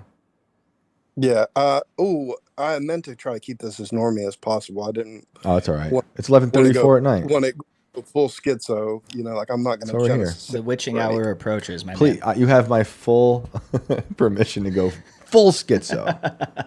Yeah. Yeah, I mean, I don't want to go full schizo. I'm not going to pull out Genesis Oh, 6 you or never go anything, full but schizo. Oh, okay. You um, want to talk you Nephilim? know, do what? You want to talk Nephilim? Well, I mean, it was. I didn't count its fingers. It wasn't there for that long, and it didn't have red hair. It was just Yeah. like this dark, uh, straight up giant thing, um, just full malevolent energy. Mm. But um, yeah, it was something that I will never forget, and I will never put myself in that situation again. And you always, in my experience, based off of all of the people that I've talked to and all of the books that I've read, and all of the people that I've been around, is that when you invoke the name of Jesus Christ, that these entities, whether they're manifesting themselves in like robots or aliens or whatever it is that it's Mm-hmm. manifesting itself in, and it seems like these days we're giving spirits too many things to manifest themselves in. Yeah, to say the least, for sure. Yeah, So that's that's a crazy just story. invoking the name of Jesus Christ will immediately take the power away from these entities, uh, whether they're Nephilim, disembodied spirits of the Nephilim, or the fallen watchers or whatever. But Yep. they have absolutely no dominion here in the materialist world. We have been given reign over this world, and Jesus will come back. But that back to that whole doomsday programming thing, the enemy's just doing that because they don't know when God's coming back. They just Yeah. don't know, and they just want to keep people on their toes, um, and keep them in fear rather than keep them in hope. And you will find all the hope you need in my Lord and Savior and our Lord and Savior Jesus Christ. Amen, man. I agree. And you said materialist world, and that was good. I needed that reminder because I was thinking how like this whole doom economy thing. I think it's also meant to keep people locked in the anxieties of the material world. Like they go hand in hand, you know. Kind of like a smaller, much smaller version of that would be like the snow, from New York. So they would always have the snow apocalypse, and then they sell all this fear. You're not going to leave your house for a week. So everyone's out at Walmart buying shovels, and you clean the shelves, and they just got a lot of money, and then the snow doesn't really ever come that bad. I mean, it has for sure, but not all the times. And it's just it's they finding ways to scare you into keeping you locked into being chained to the material world, which is And also giving them all your cash. while giving them all your cash. They want that. Yep. Pay us and live in fear. Yep. That's the rule. Yeah. And I live in the South, so we are definitely afraid of snow because nobody ever taught us to drive in snow. So they say the word snow, even though it's the middle of the summer, you immediately have to go to the grocery store and buy the ingredients for French toast. For some reason, I know. I'm not entirely certain. I haven't done my full research on that, but it is a phenomenon. I agree. For some reason, we also did the French toast thing, and I've been in Georgia for quote unquote snowstorms, and it is apocalyptic.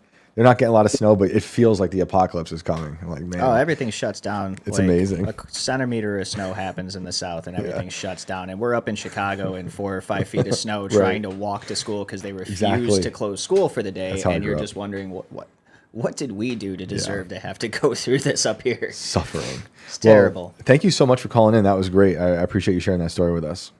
Oh, it's my pleasure. And I only live 90 miles from the Oak Ridge Particle Accelerator. So, Ooh. if anything pops off crazy down here, in the great state of Tennessee, I will definitely keep you apprised. Yeah, man, keep an ear to Please the ground do. for us. Yeah. That would be awesome to hear about. Please do. So, That's great. all Thank right, you. Thank you. Love the show, Shane. I Thank don't know you. your name, new guy, This is Brandon. Brandon. but I'm sure that I will learn it. But until then, you're new, Alex. So, Thanks, I man. appreciate that, man. Thank you. Have a good night. Take it easy, John. Awesome. have fun. Thank Just you. kidding. Wow, that's wild. I love the particle accelerator matchup. All these it was weird synchronicities happening tonight. Yep. Yep. Very weird. Really quick while we got a second here. Yeah. Let's do some shouts. Gabby says, Shane, I'm surprised you two don't know about Ed and Lorraine Warren. They did a lot of paranormal investigations. Do you know about these people? No. Oh wait, is that the Conjuring people? I'm not sure. I'm not sure. I definitely don't know about them. Say what are their names again? Ed and Lorraine. Ed and Lorraine Warren. Yeah, I don't think I know them. Yeah, I'm not 100% sure. Demonologists. That's always interesting. That sounds great. They have a pretty cool photo together on the Wikipedia page. You'll have to look into them. Thanks. Yep. Men Walk Away say we are in 3D space, a school. Not sure what that means. I like it though. We'll roll with it. They are the Annabelle people. But they do a lot. Okay. Yeah. All right. I own them a little bit. And then getting back to our anthrax place, David Flores says Frank Olson was a scientist. Eric is his son. Yep. Tuesdays smelt like burnt SpaghettiOs. There's a building on the fort bricked up from an anthrax spill and the 8-ball building fire story. Yeah, we're gonna have to do a lot more from that area. That whole story. That place is insane. It's so weird. I was just going down that rabbit hole because of the anthrax thing just like a few weeks ago. But there's a lot of things that lead back there, and it kind of reminds me of Plum Island, I think it's called. That was in Long Island, where they say they invented Lyme's disease. You know, it also perhaps creating chimeras there. The weird monster washed ashore from allegedly Plum Island. So fantastic. it's great stuff. So we just decided to invent Lyme's disease, and we're gonna give it to ticks and just let them run amok. 100%. They told me I had it, which might have something to do with my brain, you know, being the way it is. But whatever I had, it was the sickest I'd ever been. I had 105-degree fever. The doctor said he could feel me, like the heat from the hallway. I couldn't tell you what day it was. I didn't know the year. I woke up so sick, sweating profusely.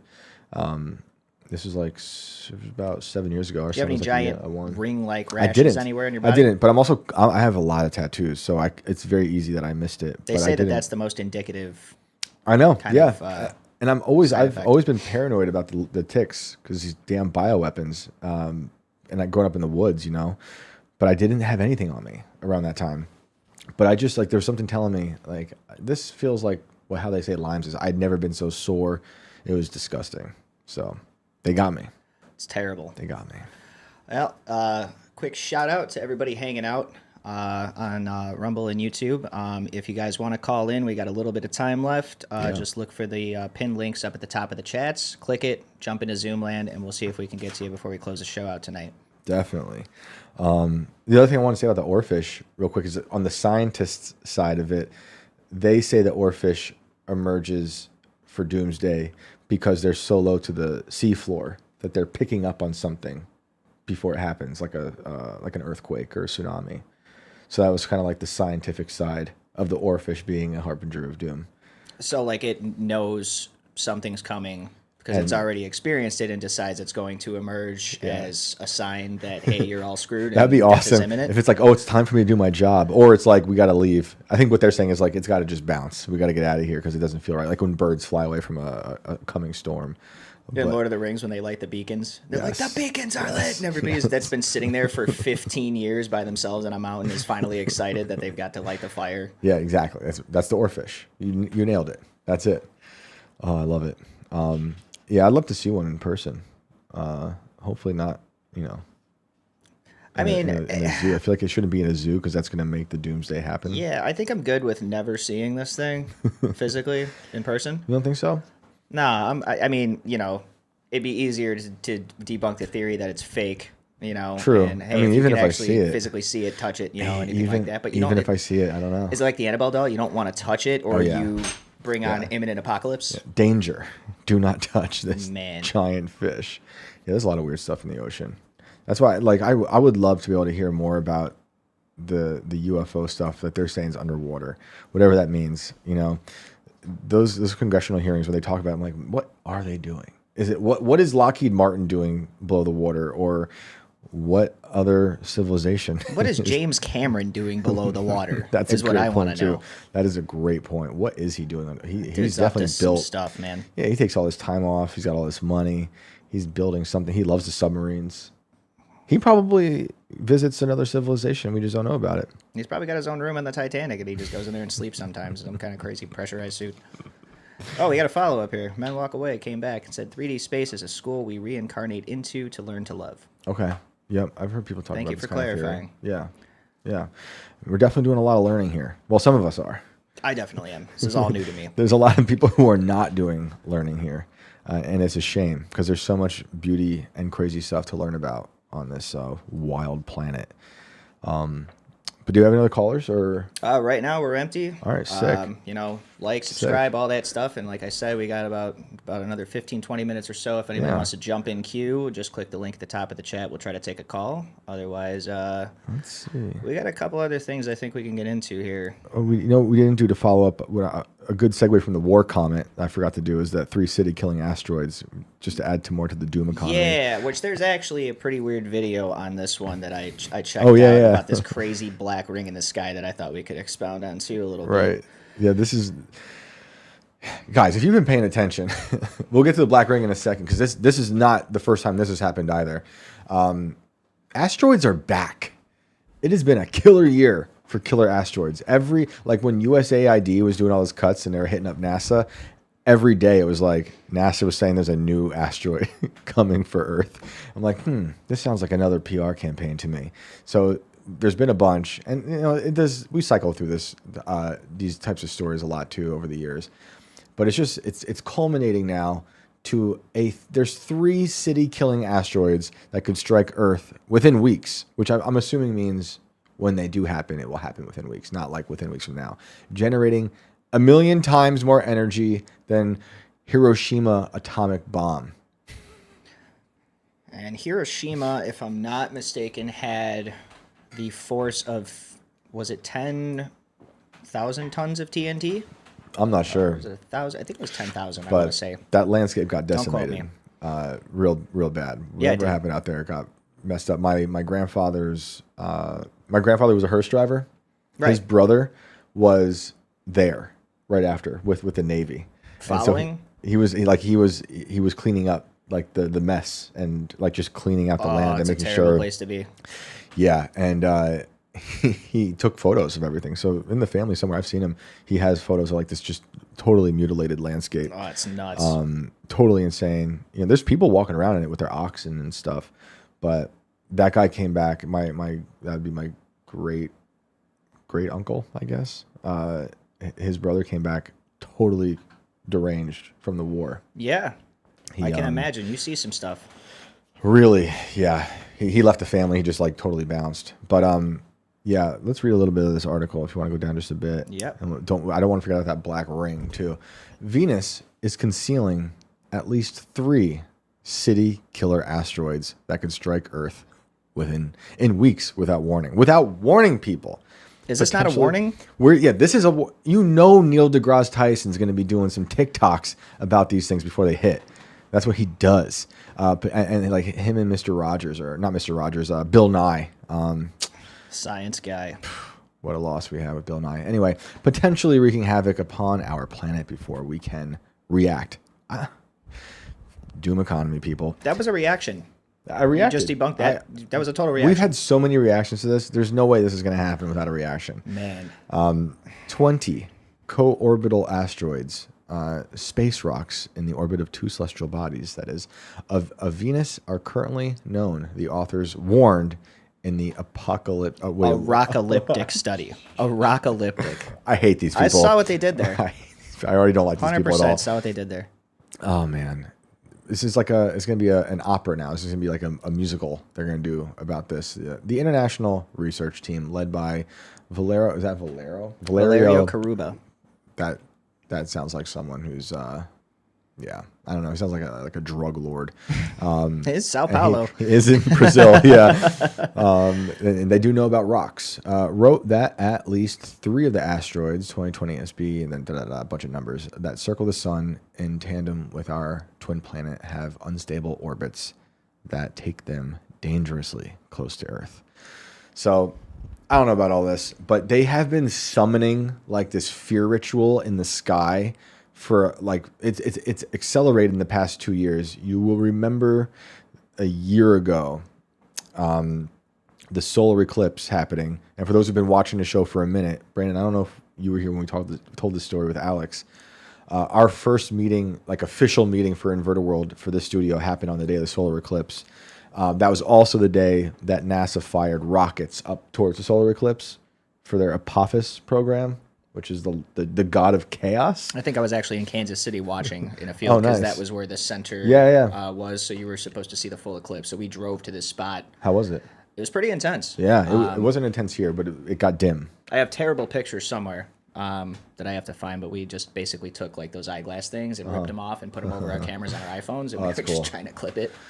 That's cool. Yeah, I forgot it was even happening, and also we're in this room midday, and windows were open, and all of a sudden it was like someone turned the lights down outside. Yeah, like, this was happening. It got dark, and the light that was coming off of it was just so like trippy. Like it wasn't like Twilight, you know, like it kind of was, but it wasn't. Just everything had this kind of just ominous haze over everything for just a few seconds, and you hear everybody, oh my God. And then it was just like that. It was starting to get brighter again. It was only a second. Just like that, they replaced it with a new sun. But it was weird. They also, when they did that rocket launch thing, Apophis, I think I'm saying that right, it did also happen to land on the anniversary of Aleister Crowley speaking with a demon. So there's a lot of weird things adding up. So this like fear ritual thing going on with the sky in my eyes, I've been following this, just is increasing. And then these asteroids, there's like 1 asteroid, 2 asteroids, now we got 3 asteroids. I think by like in 3 weeks there's gonna be 20 asteroids. But something to look out for, because I want you guys, I want the listeners of Inverted World Live to have a reaction to the asteroids. We're gonna prove Neil deGrasse Tyson wrong and the people who wrote a rockalyptic. Is that what it's called? A rockalyptic. Unbelievable. And now let's go back up to the other ominous thing on this page. The black smoke ring. Yeah, I want to check this out. Can somebody tell me what the is this? I have never seen anything like that in my life. That is just weird. It looks like the zeros I used to draw in elementary school. Hoops, you're not alone. Welcome to Weird But True, the New York Post's home base for all things freaky deaky. On May 5th, a biker named Frankie was stumped when he rode his hog past I love this guy. I love this guy. Hell yeah, brother. And despite it being Cinco de Mayo, he didn't imagine the whole thing after a few too many margaritas. Several internet denizens thought it looked like a scene from the 2016 alien movie Arrival. But sadly, Amy Adams was nowhere to be found. One YouTuber suspected it might be a sign of the apocalypse, saying, swarms of locusts, raining frogs, 4 horsemen, you know, the usual. Another joke. 5 minutes later, the Terminator came and took that guy's clothes and bike. Well, Arnold did say he'll be back. Your clothes, your boots, and your motorcycle. Adding to the mystery, after a minute or two, your daddy and what does he do? Faded away. It was a dark black circle and now it's dissipating. Frankie, you might be onto something. The consensus online, it's not a secret extraterrestrial language, it's actually a man-made black smoke ring, likely caused by an explosion either from a blown-out transformer or an old diesel exhaust pipe. Or, that get I can this, see. It could be the work of one very talented pyro. Kids, do not try this at home. For decades, professionals have tried to recreate the so-called dragon's breath, a pyrotechnic effect first mastered by Paul Biersack in Madison, Wisconsin. And the Newport pyro smokers in community Chicago. supposedly has a good laugh whenever one of their smoke rings makes the news, like it did last year in Virginia. A mysterious black ring appeared in the sky in Hampton Roads on Tuesday. Several Wavy TV 10 viewers reached out to the station with images and video of the ominous-looking ring floating in the sky. The perfectly formed O is kind of like blowing smoke rings from a pipe or a vape. Called it. Some people just have a knack for it. Not to mention a few hobbits too. Oh goodness gracious. But the next Finest time you weed in look all up of the and South see a Father. strange dark shape, it might not be from smoke. It could be from birds. From Ireland to Wales, flocks of starlings have been spotted that creating trips me out dazzling when I see formations in the that. sky. I've seen the that phenomenon before. is called murmuration. That's amazing. Scientists aren't exactly sure why these birds A bunch of birds turned into a giant the bird. best mysteries still belong to Mother Earth. Come on, man. For more Weird But True stories, be sure to subscribe to the post on YouTube. Who knows? Who knows? You know, likely story that it's the dragon's breath from a explosion and not a portal opening up, which is probably what was really happening. That gentleman captured a portal. It happens, you know. I've never seen anything like that though. Have you ever seen anything weird in the sky? Not like that. I mean, I've seen a couple Skylink launches, which were pretty insane. Yeah. If you've ever seen those. Like where it's like the light. People always confuse it for a UFO. It's a trail. Yeah, we actually, this was like last year in Chicago. We were out riding around, and we looked up at one point, and there was just a trail of lights in the sky. Basically, I want to say like 6 or 7, maybe 8. Wow. And they were all kind of just trailing, following each other. It almost looks like, you know, airplanes coming in, you know, kind of in a straight line on approach, you know, coming into O'Hare or something. Yep. And one by one, they started to just... and it looked like shooting stars going the opposite way off. Right. And it was just heading into orbit and getting around. But they took off so fast. Yeah. And like I didn't know that those were Starlink launches, so I immediately got on my phone and looked it up, and I'm like, what the hell was that? Yeah, they're weird if you don't know what it is. Yeah. And I was like, oh yeah, it's Starlink. Okay, yeah, that's pretty cool. Yeah, that happens all the time. You know, I see people, it'll go around Twitter, people sharing images from like their airplane, they see it. Like, that's just Starlink. But yeah, just Starlink, you know, no big deal. Yeah. I mean, like, it's only Elon communicating with his former breakaway civilization that's hiding in the mothership we call the moon. But that'll be for next week when we learn more about that. Anything else? Did we miss anything? No. You got anyone? I think... Any comments or anything Let me that we had to address? Let me see if we left anything untouched. That was a fun one. The callers... we do have SA firefighters tackle burning building filled with haunted house mannequins. Oh, we should look at that really quick. I meant to bring that up for Annabelle's. I feel like she did this. That was what I was thinking here. Let's look at this. Let's see what happens here. Mannequins packed a building that caught fire this afternoon. Crews showed up here on West Laurel and San Pedro Avenue. San Antonio Fire reports the mannequins found were left behind from a haunted house.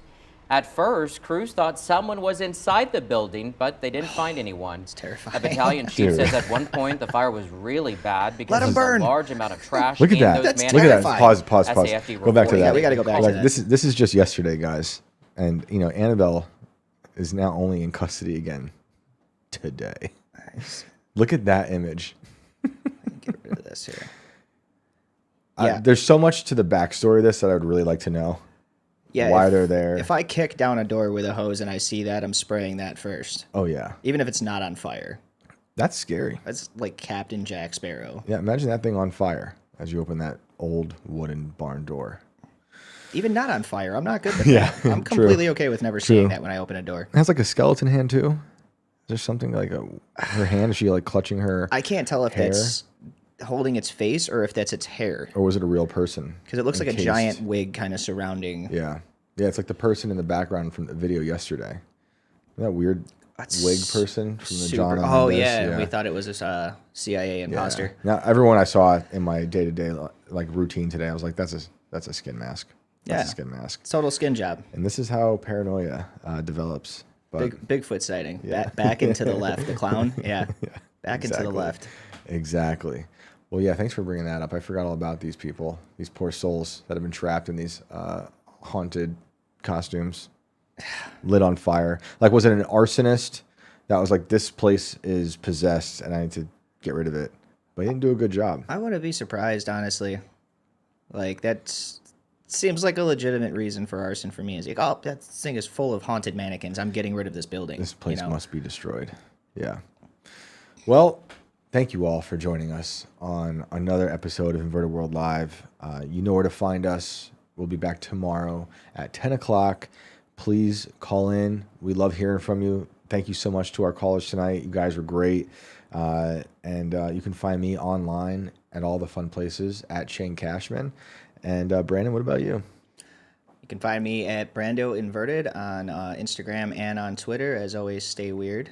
And we appreciate you guys hanging out. Thanks, guys. We will see you tomorrow.